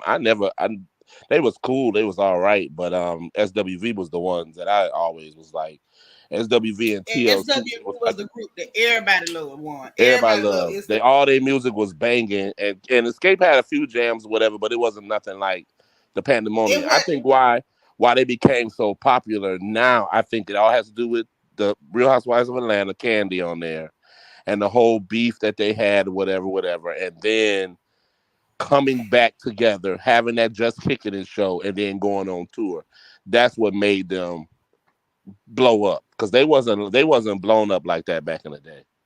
I mean, they was cool. they was They got they their was records cool. sold, That was it. but it was not a big fandonia. Nobody was all over them back then. No, Like hell I think no, it was at just Jermaine all. Dupri behind them that gave them the most hype he to did, and everybody. so They deaf didn't and all even of have that. no hype. Like during that time, they did not have no hype. Wasn't nobody at all checking for them like that. We liked the beats a little bit, but nobody wasn't rolling through the hood blasting them. Nobody at I all. think this Candy thing, this Ti thing, I think who they associate with and the show and all of that is what made them become popular all of a sudden, because they were not popular back in the day like They this. and listen, I'm gonna tell you what did it. Was Candy being on RHOA. I feel like that was Yep, a very good move for business, strategically, for the group, for her, for everybody. yep, Candy is a hustler. You got to get at her for her credit. Like you yeah, can't take that from her. She is a natural born hustler. Joyce made her a real one. yep. You know what I'm saying? Because I believe her first season, I don't even think she got paid. She just I'm the one wanted the told y'all that. exposure. I'm the Yeah, one okay, told I you knew I that. heard You it from learned that over here on somewhere. the porch. That she worked the whole Yeah, first season for free. that's why I said I think because I wasn't quite sure because I didn't see That's it. why that's why I'm reminding you. You learned that over here on the porch. She She worked that understood whole that platform. She understood the platform. she understood the platform. Period. Mhm. Period. Point blank. Black honeybees. Thank you so much for the cash app, sis. Okay. Okay. The day restaurant would be all that without RHOA. That there were two restaurants, Blaze and whatever the grandmama's place called. I forgot what it's called, but Old lady gang. Old Lady Gang. Yeah, there you go. Because I've been there. It's all right. Food all right. It's not all that. It's all right, but you can't hardly ever get in. So it's just, but it's the power of influence and the power of that Mm-hmm. platform, and she know how to use it. Right. Exactly know how to use it. So I think she's smart. everybody needs to figure that out because that show's not gonna last forever.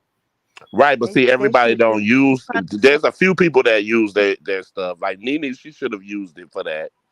She used it to build her other acting and all of that. But I think Candy has been Right. the Because one that's to. what she wanted to do. Right, I think Candy's the one that is the main one who did multiple streams from it. Portia, she's learning. Portia's getting stuff. I mean, Yeah.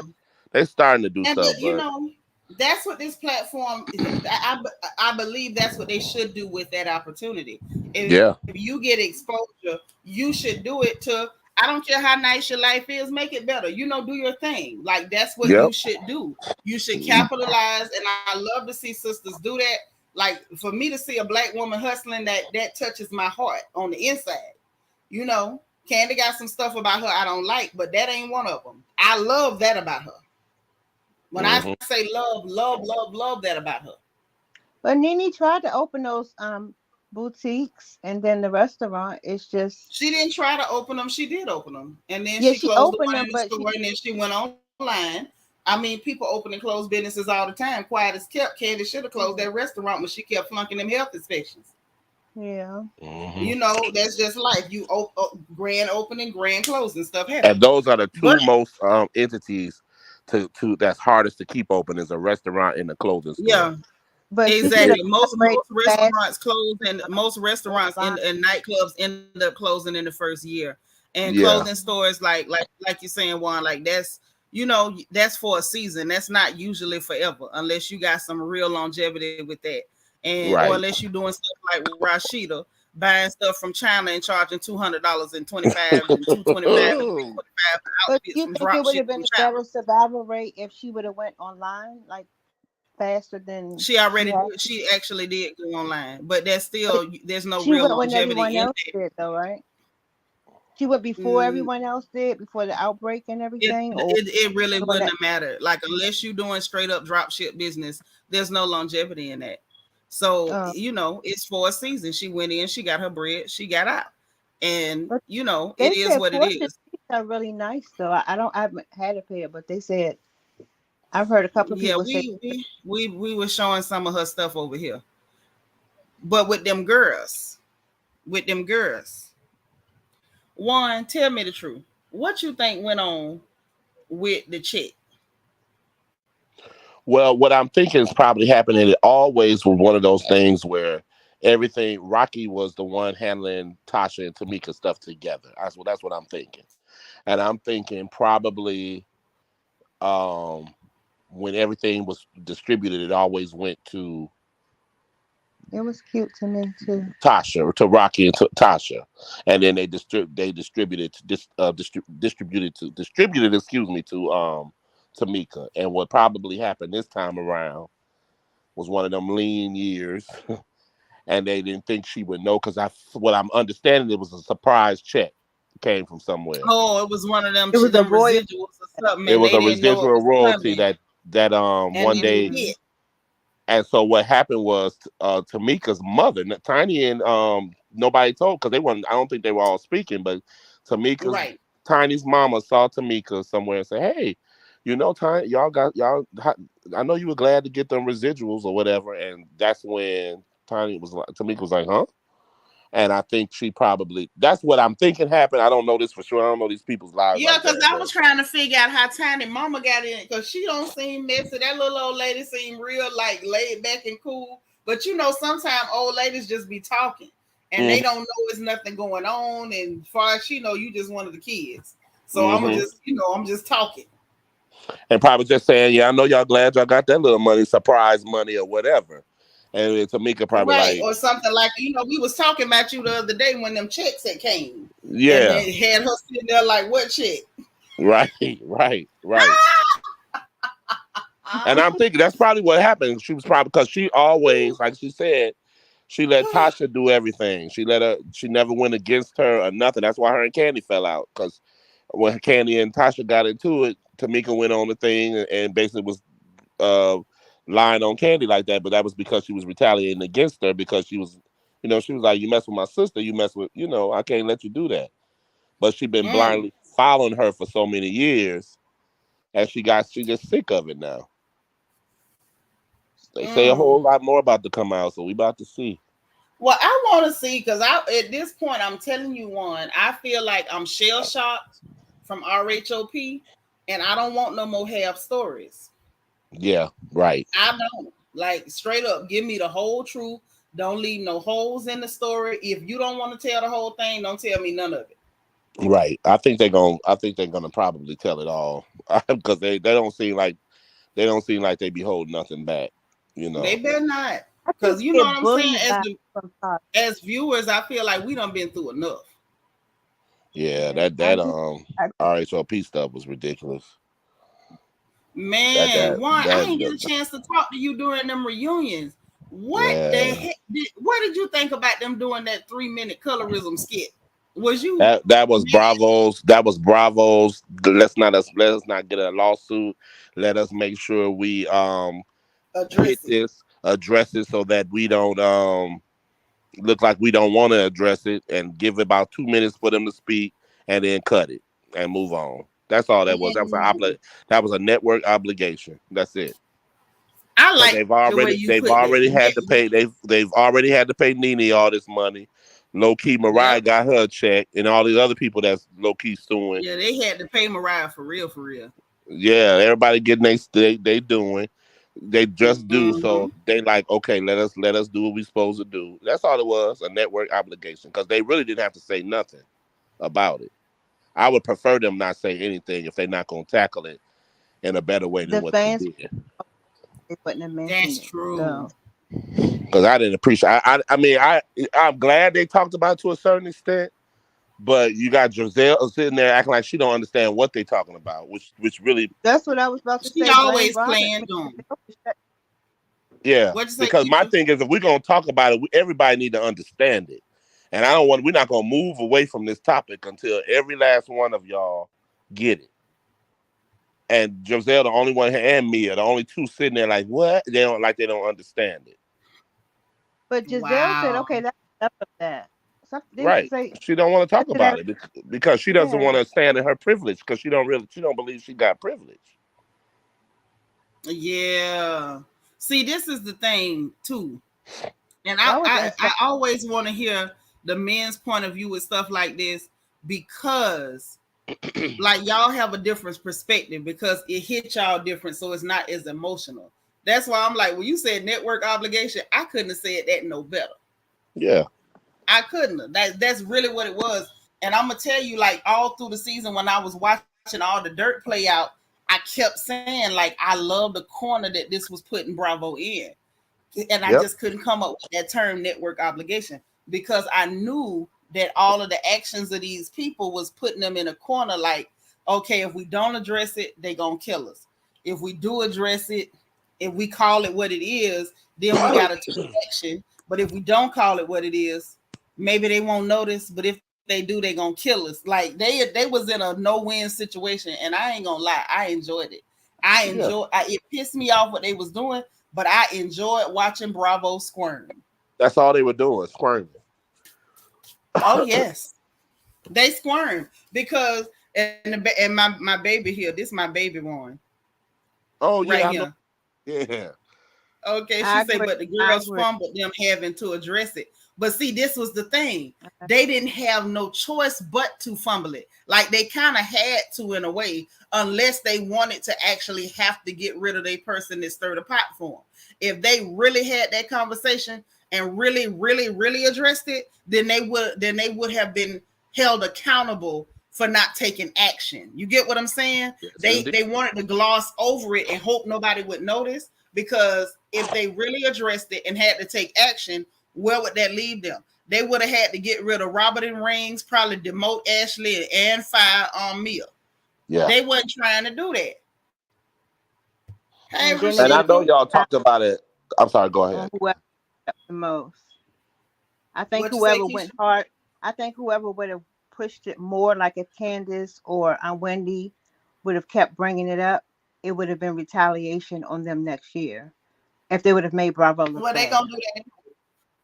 They're gonna do that anyway. Like that's why I was really disappointed in them for not holding things down, because they coming after you anyway. What's the point of you soft shoeing? You bending over and kissing behind ain't gonna save your neck, so you may as well keep it real. I would. I think how much longer you think Candace is going to be on here? I think she's trying to she gonna be on there. She gonna be on there till she don't want to be, because they make too much money making her a villain and attacking her. Okay.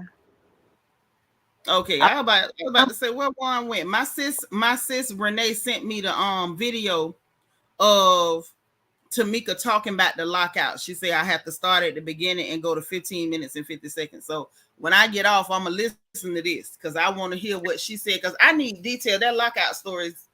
It wasn't that long. Wasn't it like 16 minutes altogether, I believe? Yeah, it wasn't that long. I don't know. She told me to go watch I'm telling you what my sister told me to do now. She told me to start at the beginning and go to 15 minutes and 50 seconds, and she was going to tell me, and it's going to tell me what happened, because she know I be wanting to know the whole story. I don't take partial stories. Even say, but a person like Wendy, who's so educated, was such a disappointment, and was. That's what I was going to say before y'all, a few minutes ago. I heard y'all talking about it last week. I was in and out, but I heard y'all talking about that. I didn't know how I felt about it, because I thought what she was trying to do, because of the whole colorism thing, whereas they were saying you can't call, because of the person's color of their skin, you can't just, I can't explain what I'm trying to say, but I understood what Wendy was thinking in her mind. But what Candace actually said was dealing with what colorism was that exactly. Your white skin is your privilege. That causes you. And that's why you can sit over there and tell them type of lies. And that's what colorism is. I don't think Wendy heard it in that in that way. I think what she was Where you heard it, she was just trying to protect all her jobs. John Hopkins, Bravo, No, and I don't She was think she didn't protecting, have to. She didn't have but to this is protect the her. thing. She was trying to protect her jobs by silencing her sister, and that's not cool. yeah, All Wendy exactly. had to do was sit over there and shut up, That's what I'm saying. playing dumb, like she didn't understand. Wendy is far too intelligent, 4 degrees intelligent, not to understand what was clearly said. It's Yeah. almost as though the minute she heard the word white, she immediately had to put on her tap dance shoes and paint black circles around her eyes. Like, Yeah, oh she my put God, don't money you over say nothing that morals. might possibly offend Master them. Don't you do that. It didn't give what she thought it gave. She Yeah. gave money over morals. And what I did like though, and I said it at the time, I like that secret squirrel, little Candace. You know, she didn't take back nothing she said because she told the truth.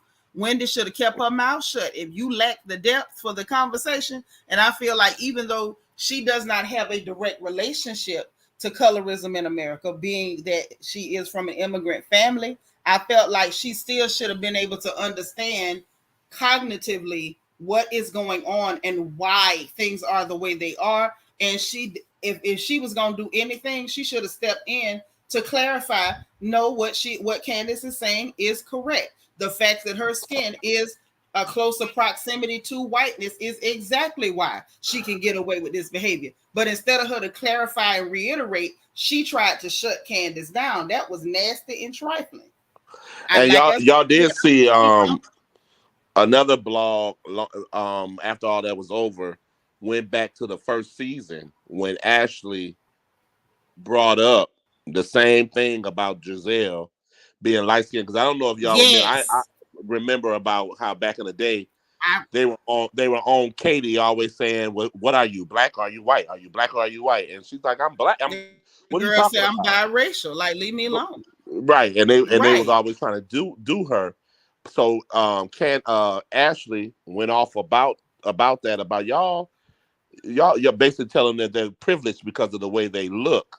And she was taking the same approach that Candace just took this reunion, but then here she go with her thing. So it's just a big mess. But they really need to come back and deal with that, and deal with it in a real deep way, because no other show deals with colorism like that, because Potomac is a rare show that have all fair skinned looking blacks on there. That almost can pass for white. Them people is not black people, one. It's a bunch of biracial people. The only light skinned black person on that show is Karen Huger. Right. That's right. Now let's both her parents are black. That's true. That's right. Everybody else is biracials and multiracials. Some of them is like multivitamins, everything in there, and that's cool. Yeah, because Giselle's father is look like he mixed probably with something back in the day, and then her mom. Well, you know, she say her people Creole. Oh, okay. At the table, like he was better than everybody else. I remember that. But the bottom line is, well, her father called Juanita Jordan her angel mama. Yeah. So. But now, why didn't they call? He called Nancy Wilson out her name. Trying to make Katie choose. What are you? What are you? That's aggressive. But that's what Juan was just. But that's what Juan was just talking about. Yeah. Yeah. I mean, so they just play for the cameras. They play for the cameras. They know what's up. And they're the golden childs. The Bravo love them because they and Giselle will do what Bravo wants them to do. She the producer. Thank you. She do what they want. She do all the dirt for them, and not only that, they know that brand of nastiness toward black women coming from a Robert or a Lord of the Rings, it makes clear people comfortable. Like, that gives them comfort. There's a certain discomfort to seeing black excellence. They feel more comfortable seeing, I guess maybe in their opinion, in a more acceptable version of blackness, even though that ain't blackness at all. But if it can call itself black and parade itself around, I think for some clear folks, that's a more acceptable version. It always has been from the plantation, so that ain't nothing new. And Karen then be telling the truth. That first season was all about color. Because they were trying to shame Katie for saying that she was biracial, and the lady is biracial. Like, why does she have to pretend like her Jewish father didn't exist? How rude is that? That's so rude. And then she converted over to Judy, and then Giselle made a big deal out of that when she converted over for her husband.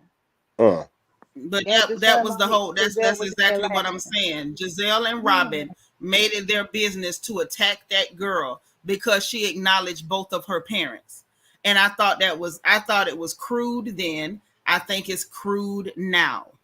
I think it's extremely crude, and it's nasty.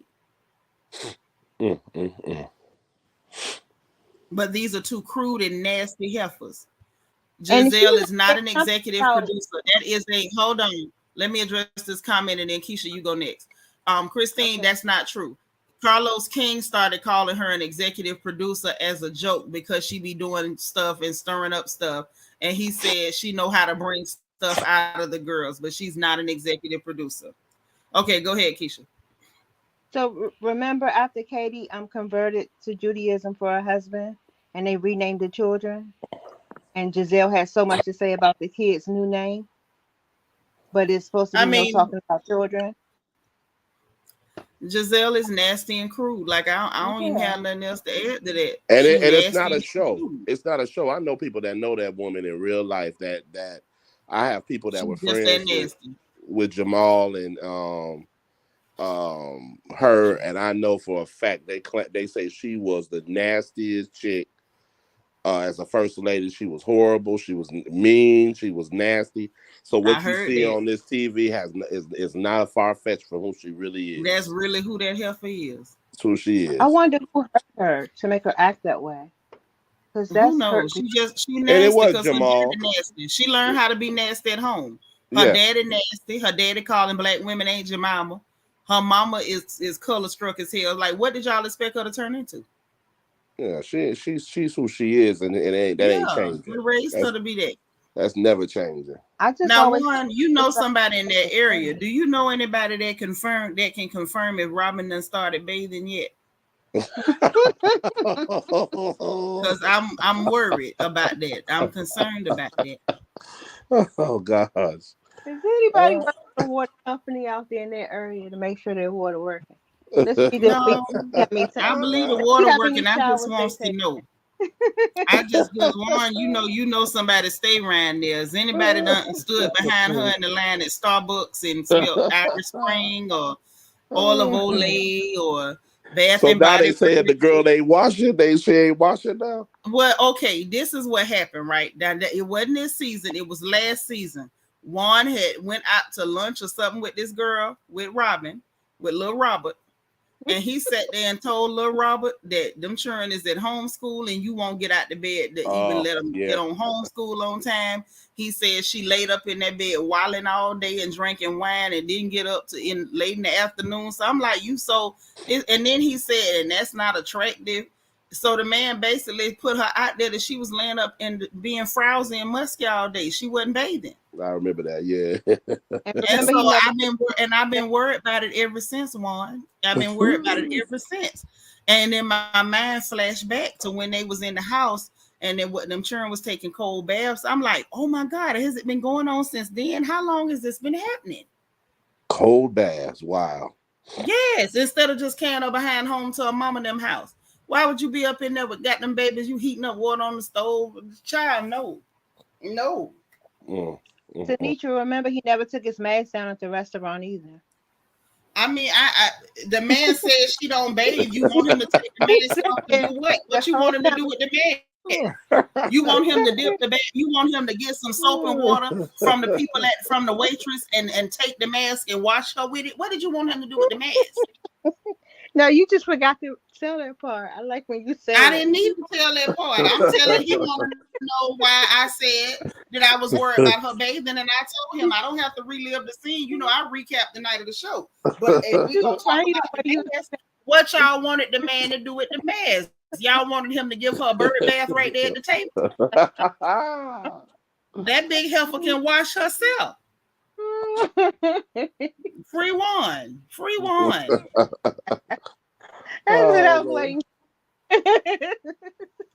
I mean, what you want the man to do? Talking about something you ain't mentioned he ain't take the mask off. Leave one alone. Would you have taken your mask off?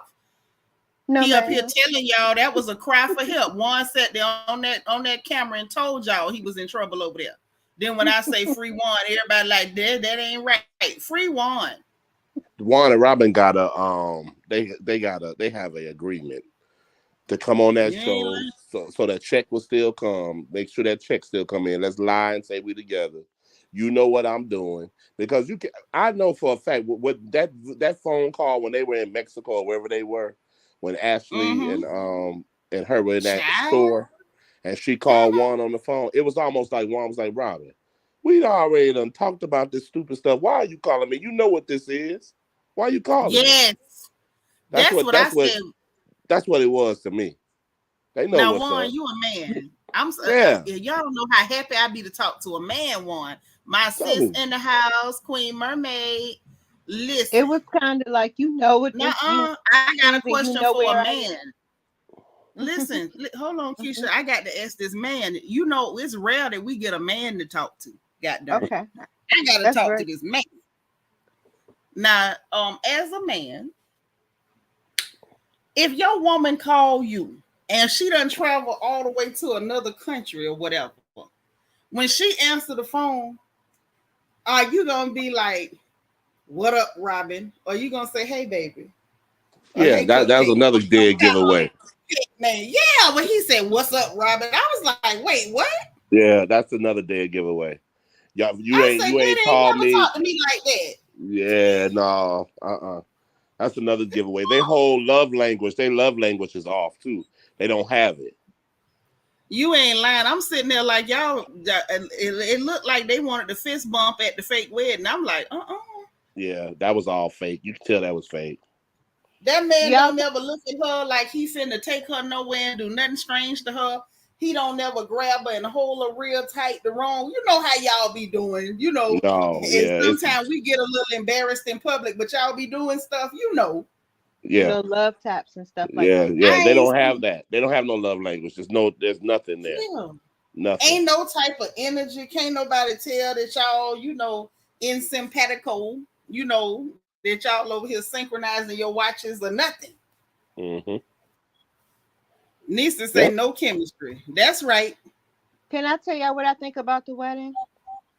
Mm-hmm. I mean, somebody else's decorations, and they just sat in a chair and act like that was their decorations. I don't think they already kind of admitted to that though. Because they don't have any license. Nobody can find their license. Yeah, can't nobody find no marriage license nowhere. And she said that that's her friend's place, and they already, you know, whatever, and they let them come there. So I mean, we already assumed that them flowers was already up. Robin ain't picked no colors, picked no flowers. I thought that was when they were supposed to go to Jamaica or something. No, that was her friend's place, and she went over there and just did it there where her mama could be there. Mm-hmm. Mimi said, "Well, that's how roommates correspond." I'm through. Well, that's true. Ooh, child. Ooh, yep. Lord Nisi say, "Never grab booty cheeks, just flavorless." Yes. Mm-hmm. Like some unseasoned chicken. I'm like, what kind of love is? I don't want no love like that. Keep it here. That's why he get to do what he want to do, and she get to tote around with Giselle. Yeah. I shouldn't be laughing at that lady, but she need to stop playing with herself. Like, why play games? Like, listen. And this is all because at the end of the day, she is. At the end of the day, she's a woman first, right? And I'm a woman first. Mm-hmm. I feel like Robert would have done better to let us see you trying to find love. You know what I'm saying? Go on dates, child.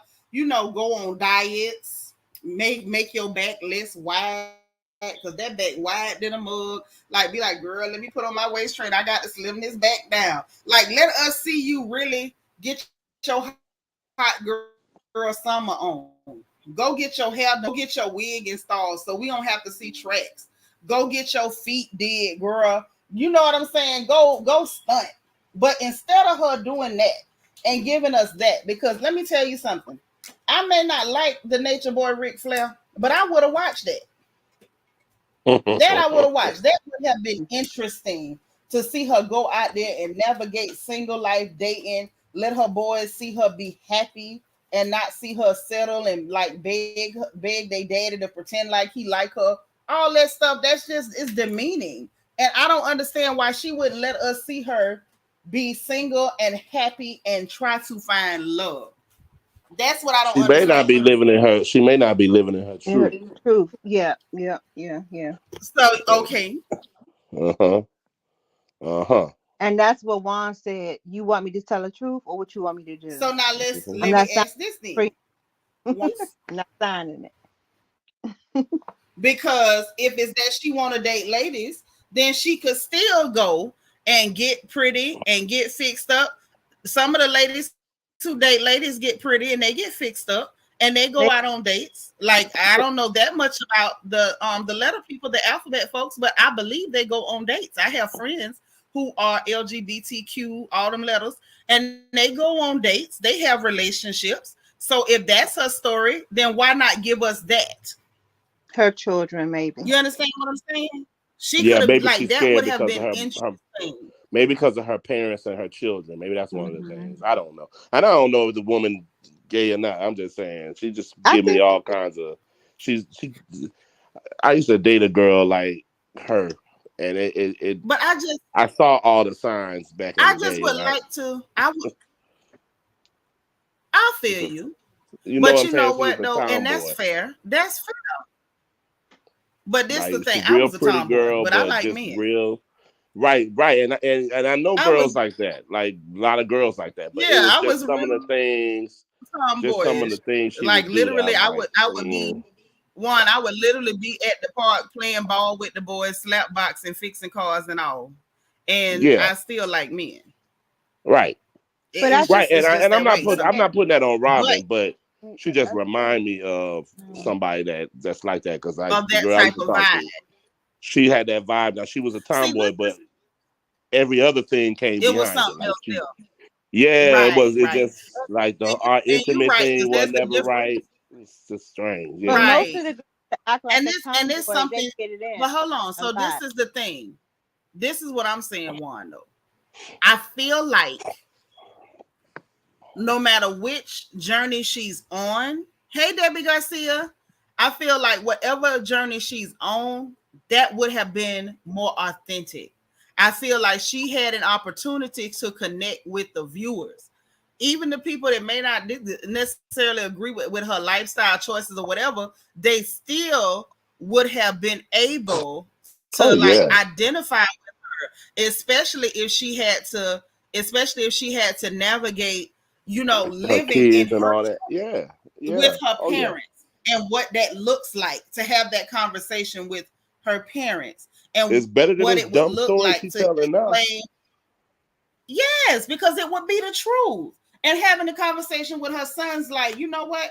I still love your daddy. That's my dog. Your daddy still love me. I'm his partner. Like, we cool. But I want to live something different. And your daddy wants to have a relationship and, as he said, share his life with somebody. So, we still love y'all, but we want to be free to love other people, and we can still love y'all. Like, she missed an opportunity to She give Right. us her heart to make a everybody else real happy. story.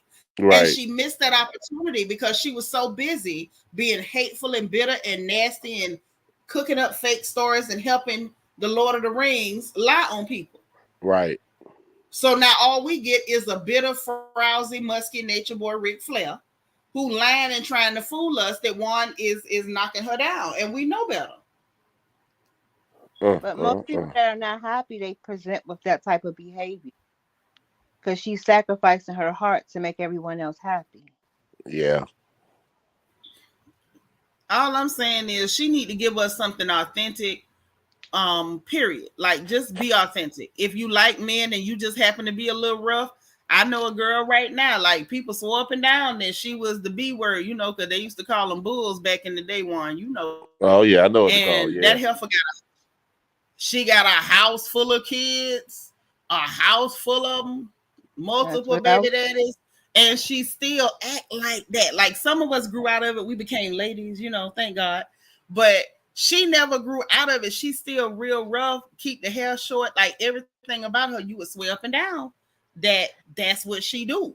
But so if Robin is one of them and you still like men, you just a little rough around the edges, okay, girl, show us what it looked like with you dating. Let us see the blooper reel. Let us see what happened when you go out with the man and he trying to, coordinate with you and it ain't coordinating. Or let us see what happened when you meet a man and you really digging him and you get a little goofy. Like, let us see the whole thing. When I'm thinking about She missed the mark. when I'm thinking about how they cast these shows, I really don't know how Robin got on that show. Because her personality is so dry and so, her voice is irritating. Everything about her is like, I don't know how she won the casting for that show. See, this is what happened. Sharice, that's right. It was Sharice. That's right. Sharice brought her on because they were friendly. Because Sharice was the coach's wife and she was the player's wife, and Sharice brought everybody on but Karen. Right. Yeah. And then now we finding out from Katie Roast that Katie says she proud of the love her and Sharice made. One, did you see that? I saw that. I was cracking up.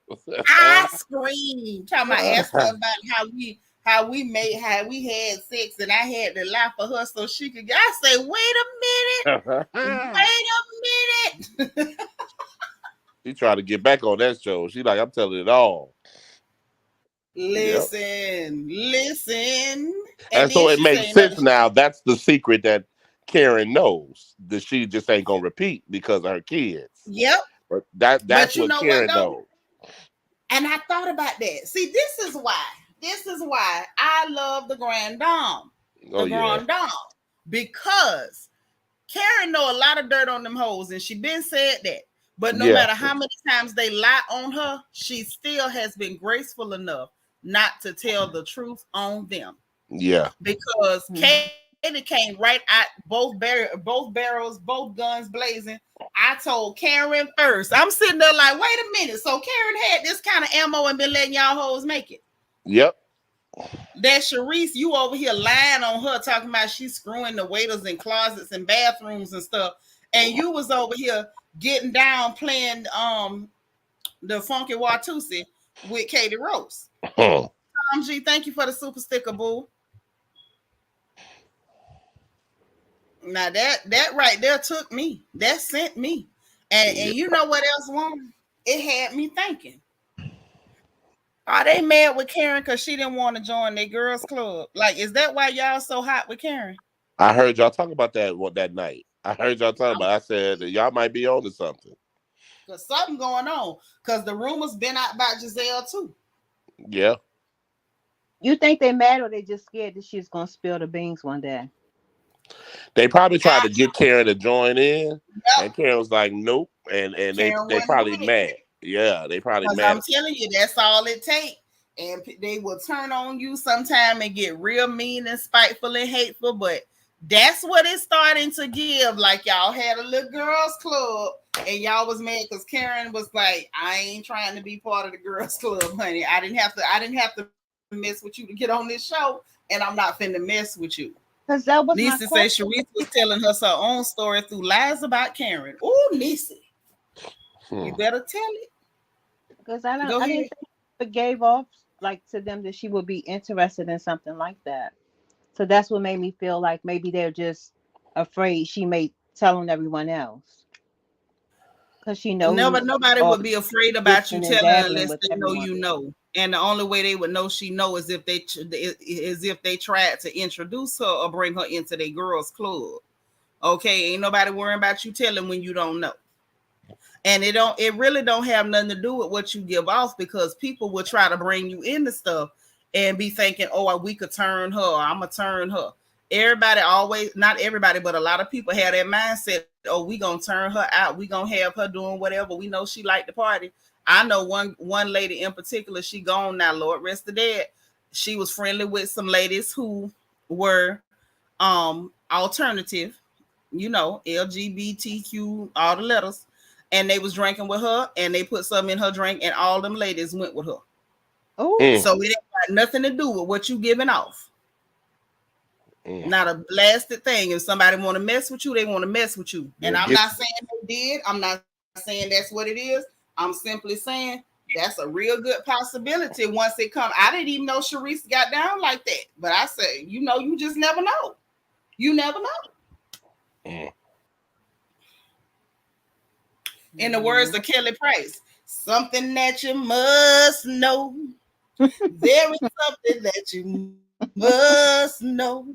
Something going on. But with that, not Sharice ain't saying nothing. You done been all on social media. You was posting text threads and group messages. Come on back, Big Reese, and tell us about the y'all made. She shut all up. Now she ain't said a word. Baby, quiet as a whole. I don't feel like that was her first time, though.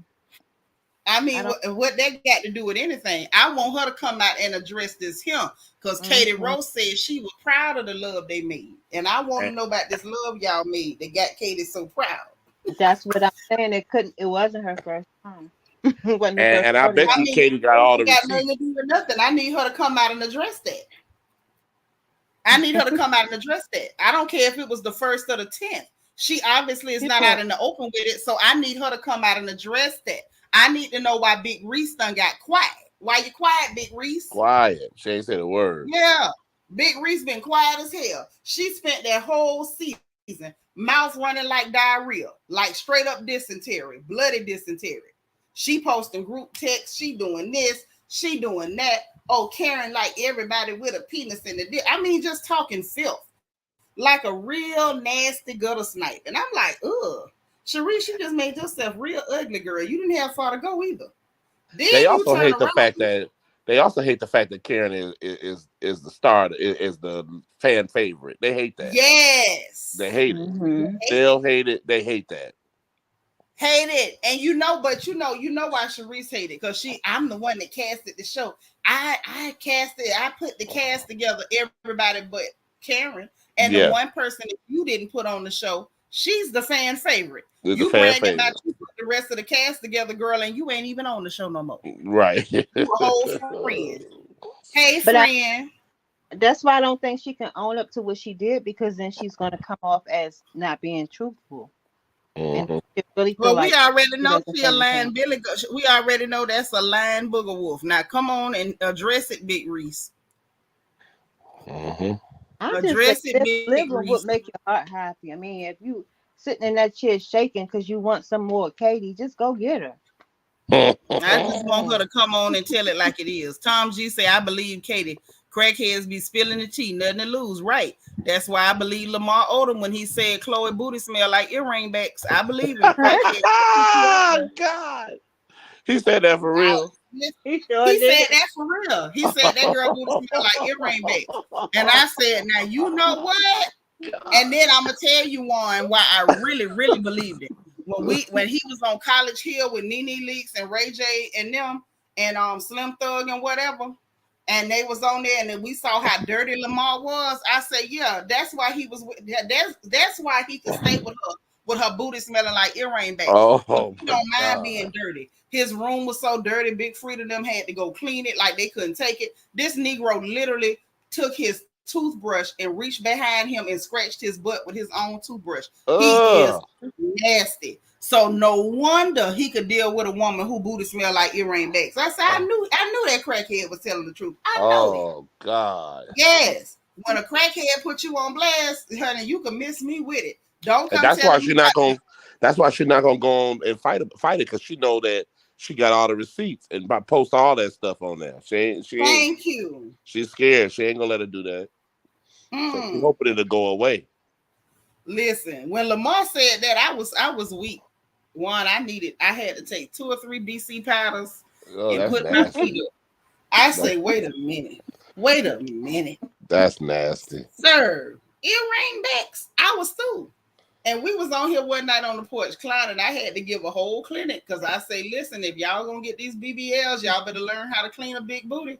Because washing a big booty is not the same as washing a small booty. It is different mechanics involved.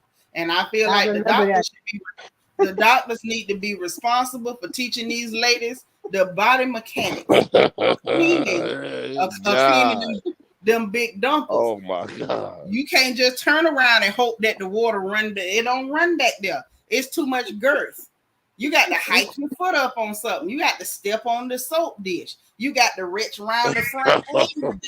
Like it's a whole circumference. It's a whole circumference thing going on with that. And I feel like a lot of these girls done ran out here and got these plastic booties, and they forgot to take the class on how to wash these things appropriately. And some of them look like they be musky back there the way they be walking. That is like too funny. Some sweat trapped up in them cheeks. Well, Chloe, that scent must be pulling all the little brothers, because all the brothers be running after her. You know what it is? Who are all of them? I don't understand it. But one, you know what they tell you? A lot of these Negroes, they don't even care if it's clean, as long as it's not black. They'll run behind it. It can be plastic, musky, dingy, damp. Long as it ain't black, they'll run up in it. They'll run, no hazmat suit or nothing. Just throwing caution to the wind, running up in Chernobyl. Doggone shame. Walk out with radiation poisoning. It's a way to do that thing. And they didn't build it. Clyde talking about, I tell them, Seanitra, you know I tell them I'm toting one. You understand me? Mm-hmm. And mine was made by Jesus. My thighs match. Okay. And I done been on both ends of the spectrum. I didn't start off with one you could sit a teacup on. I didn't start off like that. But you still I have been in absolutely every part of the spectrum, from flat, you can iron clothes on it, to now, I got back pain. So it's levels to this. And see, this the thing. When it grow naturally, you gradually learn how to keep it clean. Because it's, you know what I'm saying? It's gradual. You understand? You go from a size 8 to a size 12. So you reach a little bit further. So you gradually, step up to the learning curve. But when you go from a flat back to a Cadillac, then all of a sudden you don't know how to keep it clean. That's why you got people talking about you smelling like earring backs. It's a way to do things. And that ain't it. Hey, the sis. brother said earring backs. That is amazing. Oh, yes. I believe him too. Cheryl say, I know that's right. I'm natural booty. I always got to put my foot on the soap dish and lift that. That's right. You got to step. If you ain't, first of all, I already know you ain't toting if you ain't had to step on that soap dish. If you ain't had to step up on that soap dish, how Beyonce say, then you don't know my pain. If you ain't stepping on that soap dish, girl, we not the same. That's hilarious. That's why I always say, look at their showers. Where can they hike their leg up? Well, I ain't looking in their shower. I ain't seen them whole shower. I ain't never been in their bathroom. I'm talking about the fact that her crackhead ex-husband say she smell like earring backs. That's what I'm talking about. Nisa say, that's what I say. My thighs and calves match. I know that's right. Nisa. You better tell them. I carry all my weight. I carry all my weight below the belt. All of it. I'm trying to tell you. G Darling said, I remember that live. We voted you to teach them how to keep the big booty clean class. No, the doctors, Dr. Miami, Dr. Curry's them, as soon as they install them booties, they need to explain it. Now there's a different hygiene when that thing be thanging. Because if not, that thing gonna be tangy. Yeah, and they in that hot California sun all day long. I don't care if you in the snow. Then you just gonna smell like a Yeti. Clean that thing. No, it's gonna get worse. You got to clean that thing year round, all the seasons. I don't care what temperature it is. Clean them backsides. I'm for real. Juan laughing at me. I'm so serious. I'm so serious about a clean booty. Clean them things. Clean them. We need clean that booty and free Juan t-shirts right now. Some of these new girls don't even use washcloths, let alone keep the backside clean. Girl, I heard some of them be just rubbing soap on their body. And the truth of the matter is, a white wash rag will humble a lot of heifers right now. A whitewash rag will humble a lot of them. I mean, it'll put a lot of them back in their place right now. A white towel too. A whitewash rag. No, Because but they when know they get out the dirt shouldn't make it out your shower to a towel. It's supposed to be in the. You supposed to leave it all in the tub. None of your dirt should make it to no towel. Trina say, I know they ankles have got to be hurting. They built like chicken butt and little legs. I don't know. The plastic might not be heavy. That plastic they might be getting a discount. Because when you tote meat, that meat back there is heavy. That plastic might be like toting water balloons or something. It might be a lot lighter. Okay, Vita say, I take my butt seriously. Yes, Vita. Cheryl say, oh snap, not the whitewash rag. Yes, that whitewash rag will humble a lot of heifers right now. Bianca say, clean your body, period. I can't understand how it's cold outside and folks musky. Wash everything. Yes. Yes, my God, wash everything. And if you a sweater, if you sweat, like I sweat a lot. I can't wear no shirts, no 2 times without washing them. So what happens? A lot of these people hang these clothes up after they wear them for a day, not realizing they got deodorant on too, but they get a little musty. And what they do is rewear their clothes. That's what's going on too. It's them clothes they be re-wearing. You know what else I found out? It was this heifer, and I'm ashamed to say she was black, but she was. And she was on social media talking about she don't be changing her bra every day. I say, now you nasty cow. That's bra sweat. You sitting up here, your titties sweating. And you done sweated, and these are undergarments. Undergarments is meant to change, good Lord. Change once. Yes. Really, it's true. You can do that 2 or 3 times a day. Be changing her Brazil, honey. I be wondering about these people and their hygiene, boy. I don't understand. Listen, one, don't that make you remember your mama saying don't eat out of everybody's house? Hey, eat out of everybody's house, right. Yes, God. Absolutely not. And didn't they have the wisdom? Because that's the truth. Man. Some of these heifers is nasty. Ooh. Just say, and you got to change your washcloth many times during the year. Yes, the year. Just change it. The week, regularly. The day. Don't wait for no year. Don't even wait for a month. Like use that wash rag. You clean it out. Use a couple times. Don't just be reusing that every 3 days. Yeah, that's true too. That water, yeah.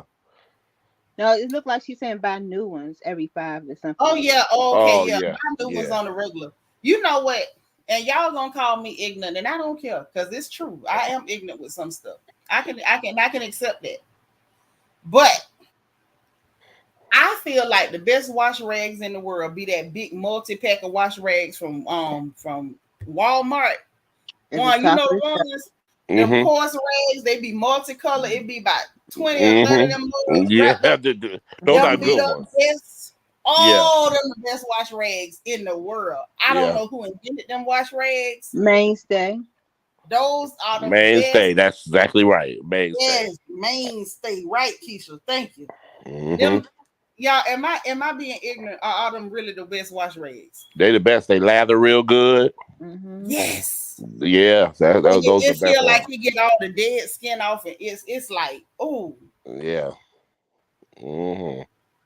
Yes, Bianca, women do get yeast infections under their breasts because it is a dark area. It's hot. It's sweaty. You have moisture like that, and it's dark and it's sweaty.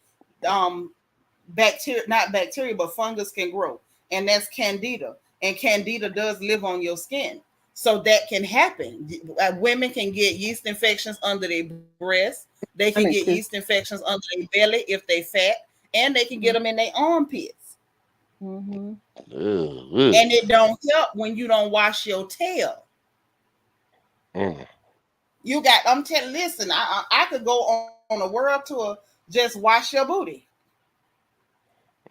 Wash your tail. I was so mad with Robin that she let Juan sit up there on national television and tell people she wilding around Frenchie and frowsy and musky and stuff in that bed and wasn't bathing, I could have killed her. Yeah, I'm like, how she let him say that out loud? He was able to say it out loud, Juan, because she was doing that. You should never, even if you was mentally going through something, you should never let no man be able to say nothing like that about you. Keep yourself together. That was too much. So Cheryl, persons like the Walmart wash rags, them things is good. Yep, you can just throw them out when you get through. You might wash them once or twice, but just get you another big bundle. Lord, but sis say she put the deodorant under her neck, breast, fupa. Yep, ain't nothing wrong with it, girl. You know what else I used to do?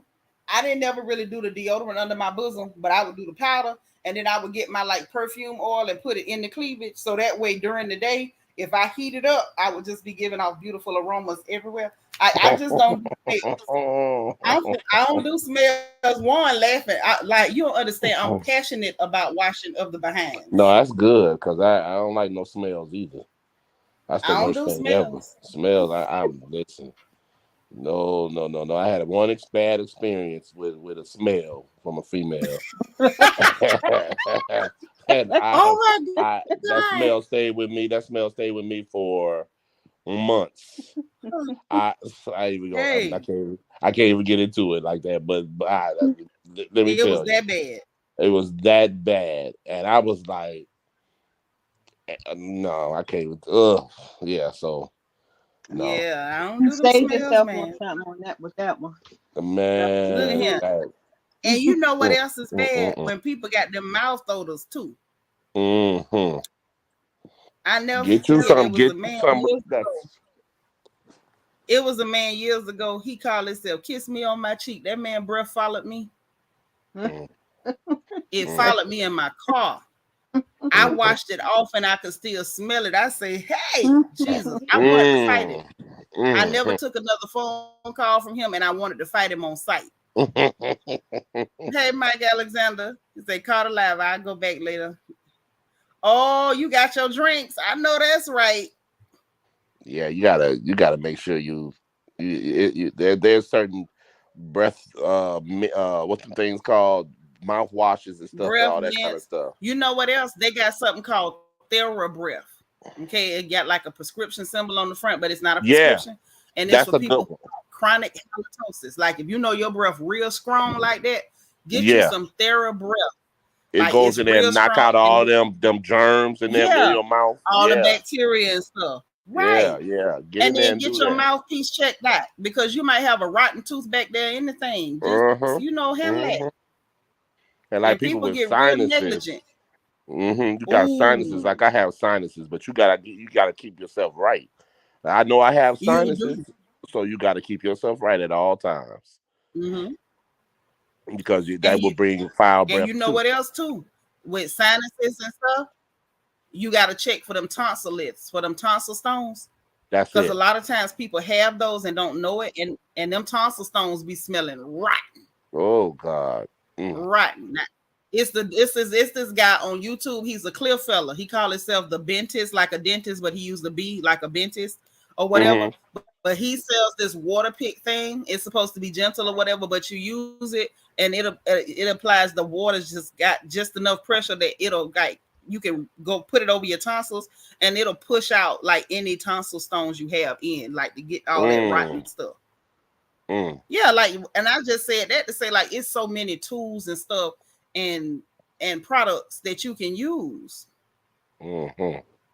That's right, Tom G. It ain't no reason.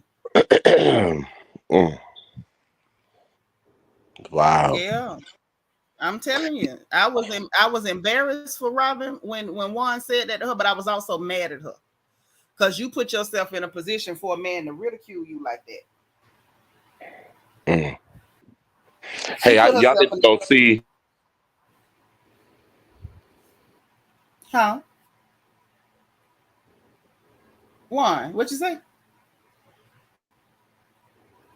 Did he freeze? I don't know. My phone acting up. Can you hear me now? I can hear you now. Yeah. What you were saying? Y'all need to go see the New Edition concert. They killed. Really? What city they finna be in? They touring. They first came to. I'm in Columbia, South Carolina, so they came to. Columbia was first, and then they went to Charlotte Friday night, and then I think they were at Huntsville last night or tonight, one of the nights. Yeah, the boys was killing. And it's them, it's Keith Sweat, them, Guy, and Tank. So it's a good show. It's a real good show. Yeah. Wow. Yeah, New Edition. They 50-something years old and they still move. They great still doing their thing. Yeah, and you know what, Warren, you might laugh at me, but I still like. You might laugh at me, but I still like Keith Sweat. I still listen to Keith. I don't care how much he drinks. Oh yeah, I don't have a problem with him drinking. I like his. I don't like him live, but I like his music though. I like his music. But I like his music. Even live ain't gonna really bother me because you know it's almost like I know what to expect, so it wouldn't bother me. Now I ain't gonna shoot dice with him because I know he'll get violent about the dice game. But he wasn't bad. He wasn't bad this time around though. He saw, I don't think he was overly drunk. He took a sip of his Hennessy or whatever, and he went out there and did his thing. He wasn't bad. He sounded okay this time around. He sounded I'm good. telling you, I still like Keith. Ain't nobody gonna convince me not to like Keith. I like Keith. I don't be knowing what's going on with him sweating and drinking, but I like me some Keith now. Keith and the Guy same. killed. They got some love Guy. I love their songs. Yeah. So Teddy Riley, they was killing. Yep. Yes, sir. We don't even have no Tank, but y'all ladies love Tank. Now I don't like Tank either. No, I can't get with Tank. Like, listen, I can't take Tank seriously. Once that man said that you could puff on another man Peter twice and not be gay, I was done. Huh? I think he said that from the time he said that right there. I was through with him because I'm like, listen, man, I don't even know who the hell you singing to. I need an understanding. Like, Puff on a man. What? He said you could do it twice and not be gay. First of all, can you explain why you did it once and telling us you hetero? And then you talking about you can do it twice. Negro, if you don't come on and just tell us who you are and be out in the open, because to me it's something creepy about a man being dishonest. Be who you are, do your thing, and let that be that. And that ain't what he say. I didn't know he said that. That's crazy. Oh yeah, he said that on national TV or what was it, on a podcast or something. I wouldn't care if he said it under the shade tree smoking a black and mild. Don't say stuff like that. You just come out, tell us, how you move, and then we gonna respect it. But that creepy, sneaky stuff, no. And he still never said how he moved. He just left it alone. Yeah, I'm just saying that I can't rock with Tank because I don't understand how you who you say is you singing to me or my man? Who is you singing to? I don't even know if I can go to your concert with my man because I don't know if I could beat Tank in a hand-to-hand fight, and I don't want to have to fight you over my man. I'm just not finna go through this. I'm not. Now, I ain't scared to fight a man, but I don't want to have to fight you about my man. No. So was he saying if he does it, or was he saying if somebody else does it, or doesn't even matter? Doesn't matter. Well, I don't know how. I don't know how if a man puff on another man's thing that you're not gay the first time. I don't understand. Thank you. What to say? That's my point. That don't even make sense the second time. What's the first time? I don't get it. Hello, but that's all I'm saying. Once you went there the first time and you was puffing on Peter, you was puffing on Peter. And the people I know that be puffing on Peter is because you like men. And if that's what it is, then you need to say that so we can all be on the same page. Yeah, you can't just be coming out there with stuff like that. And I'm finna pretend like you ain't said that. No, you said that. Well, no, I need some understanding. They don't care about it because they was going crazy. Yeah, they can have it. And listen, Juan, a lot of women don't care. And that's cool. I'm one of the women that do. And I need some understanding. I'm one of the women that care. I care. And ain't nothing wrong with the sisters that don't. Some sisters, date bisexual men, and that's perfectly normal. That's perfectly, it's cool. That's how you move. I just don't like the Tank just threw that out there and you didn't, qualify that, make us understand where you coming from. Like, how you just throw that out there? Yeah, we live in a different day. I'm telling you. Today I had to drop a check off to somebody, and she said, "Hey, I'm gonna have you. I'm gonna say a different name, just in case they may be listening. I'm gonna have you. I'm gonna have you drop it off to Jerry. Just go to my office and drop it off to Jerry." I said, "Okay." He should be waiting outside for you. I said, "Okay." So I pull up, and I'm looking, and it's a young lady with dreadlocks, and she's standing out there. And then another guy came up. I said, "Hey." I looked out, he didn't make no notion to me or anything. So I'm like, okay. So I'm just sitting in the car because I'm waiting for another dude to walk up because he came and then he went back. So I called her. I said, "Hey," I said, "I'm waiting on Jerry, but he's not out here yet." "Oh, he's not. He should be right out there. Hold on 1 second." So she calls. The girl answers the phone, and 5 minutes later, she texts me. I mean, right after she texts me, "Yo, he's out there." But I guess I should have told you. He goes by she. Jerry goes by she. So I'm like, what? I'm talking They about should explain that so you would full know. female, look like a straight female, like a for real. But he's transitioning into this female. So he was like, "Hi, Right. I'm Jerry." I said, "Oh, okay. Here you are, Jerry. I'm sorry, I didn't realize you were out here." Right. And Man, see, that's what I'm talking about. Like you just said, and like Tom G said in the chat, full disclosure, that's all we asking. Like, just be straight up. When she sent you over there with that check, she should have said, "Okay, Jerry identifies as a woman, so you'll know that's who all you're she had looking to at." say. That's That's all she all had to she say. had to say. But You got me over it's there like looking. I'm like, what in the what? I was so out. I it's the couldn't believe it. yeah. Full disclosure is all that people need. Like, let people know so we know how to move, how to respect you, like how you want to be Right. addressed. I wasn't gonna All that disrespect her or stuff. nothing, but I'm just like, I Right. mean, I was But I'm disrespecting just him saying, because I like, didn't you could realize it have was him right. or But I'm her, just saying whatever. the person could have been offended if you'd have been like, well, walked up to the men and said, which one of y'all is Jared? What would have stopped this person from being offended? She could have been Right. easily offended because the person who sent you did not disclose everything. And see, And she in didn't this, give me the proper pronoun. She gave me him. Him. yeah, Obviously, she this said dude go by a him, girl, by him. her. Right. So I'm like, okay. And see, I learned about these working at these colleges. I learned about this pronoun stuff. See, you learn this Right. stuff And because you see, have to. that's the thing that blows me away. It's like so much stuff could be avoided if people just was on the up and up and kept it real. Just said what they needed to say one time and was just done with it. Right. That's it. But they won't.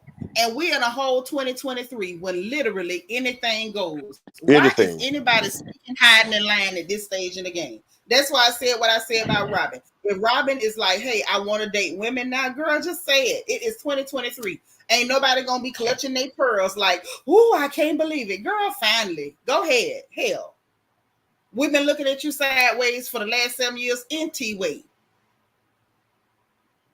You know what I mean? Like, what are we in closets for? Are there any closets left? Is my question. We got people literally running around, full grown women running around bragging about eating men's booties. Are there any closets left? You had young Miami telling people she like to get peed on and stuff. Ain't no closets left. Everybody telling everything. So what are we sneaking and hiding in line for? That's all I want to know. I'm lost for words. I don't know what to say. I'm just saying, like, at the end of the day, I don't really care what you do with your behind, long as you wash it. Just bathe. Like, that's all I ask of the world. Okay, can we all be fresh as a rose? But no, if we are dating, I want you to be honest and tell me what you into. I don't want to be surprised because I'm too selfish to share you with anybody. But Well, don't I make mean, me at the end of the day, if you dating a no. heterosexual man, you running a good chance of sharing. So I don't know what sharing got to do with it. No, I mean, I'm now. I gotta Especially maybe if you're share. a black man. Can we really be honest? Because brothers be cheating. Now, one, I don't mean no harm, but brothers be cheating. But I don't It's feel it's like some, sharing it's with some no girls right male now got female. whole I'm sister not doing wives all and that. don't know it.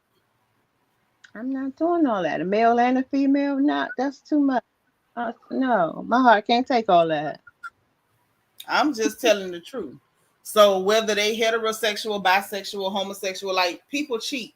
Like I joke about men cheating, but people be cheating. So it don't matter who you're dating, you run the risk of that person cheating on you. I just think be honest either way. If that's what you into, tell me. Give me Yeah, the I, right I to do do. believe in full disclosure Yeah. because people have a right to decide whether they want to Yeah. engage or not. But I feel like we absolutely don't need to fall into no weird stereotypes like, oh, if they bisexual, they gonna cheat. No more than a No, I didn't. heterosexual man gonna cheat on you. Because right now it's men living with one woman and got somebody across town pregnant as we speak. Yeah, that's true. As Right we across speak. the street. Some of Somebody them cross. bringing their other woman around, telling their woman that's their cousin as we speak. So, Some of them live in the same I'm just building. saying, like, I'm not gonna fall into none of the weird stereotypes about people's sexuality. My only thing, like I say, my rule number one is tell the truth, and rule number two, wash your tail, and I mean that in that order. That's that's what I Wash your mean. Just be behind, and don't be lying to people. yeah. Don't be musty.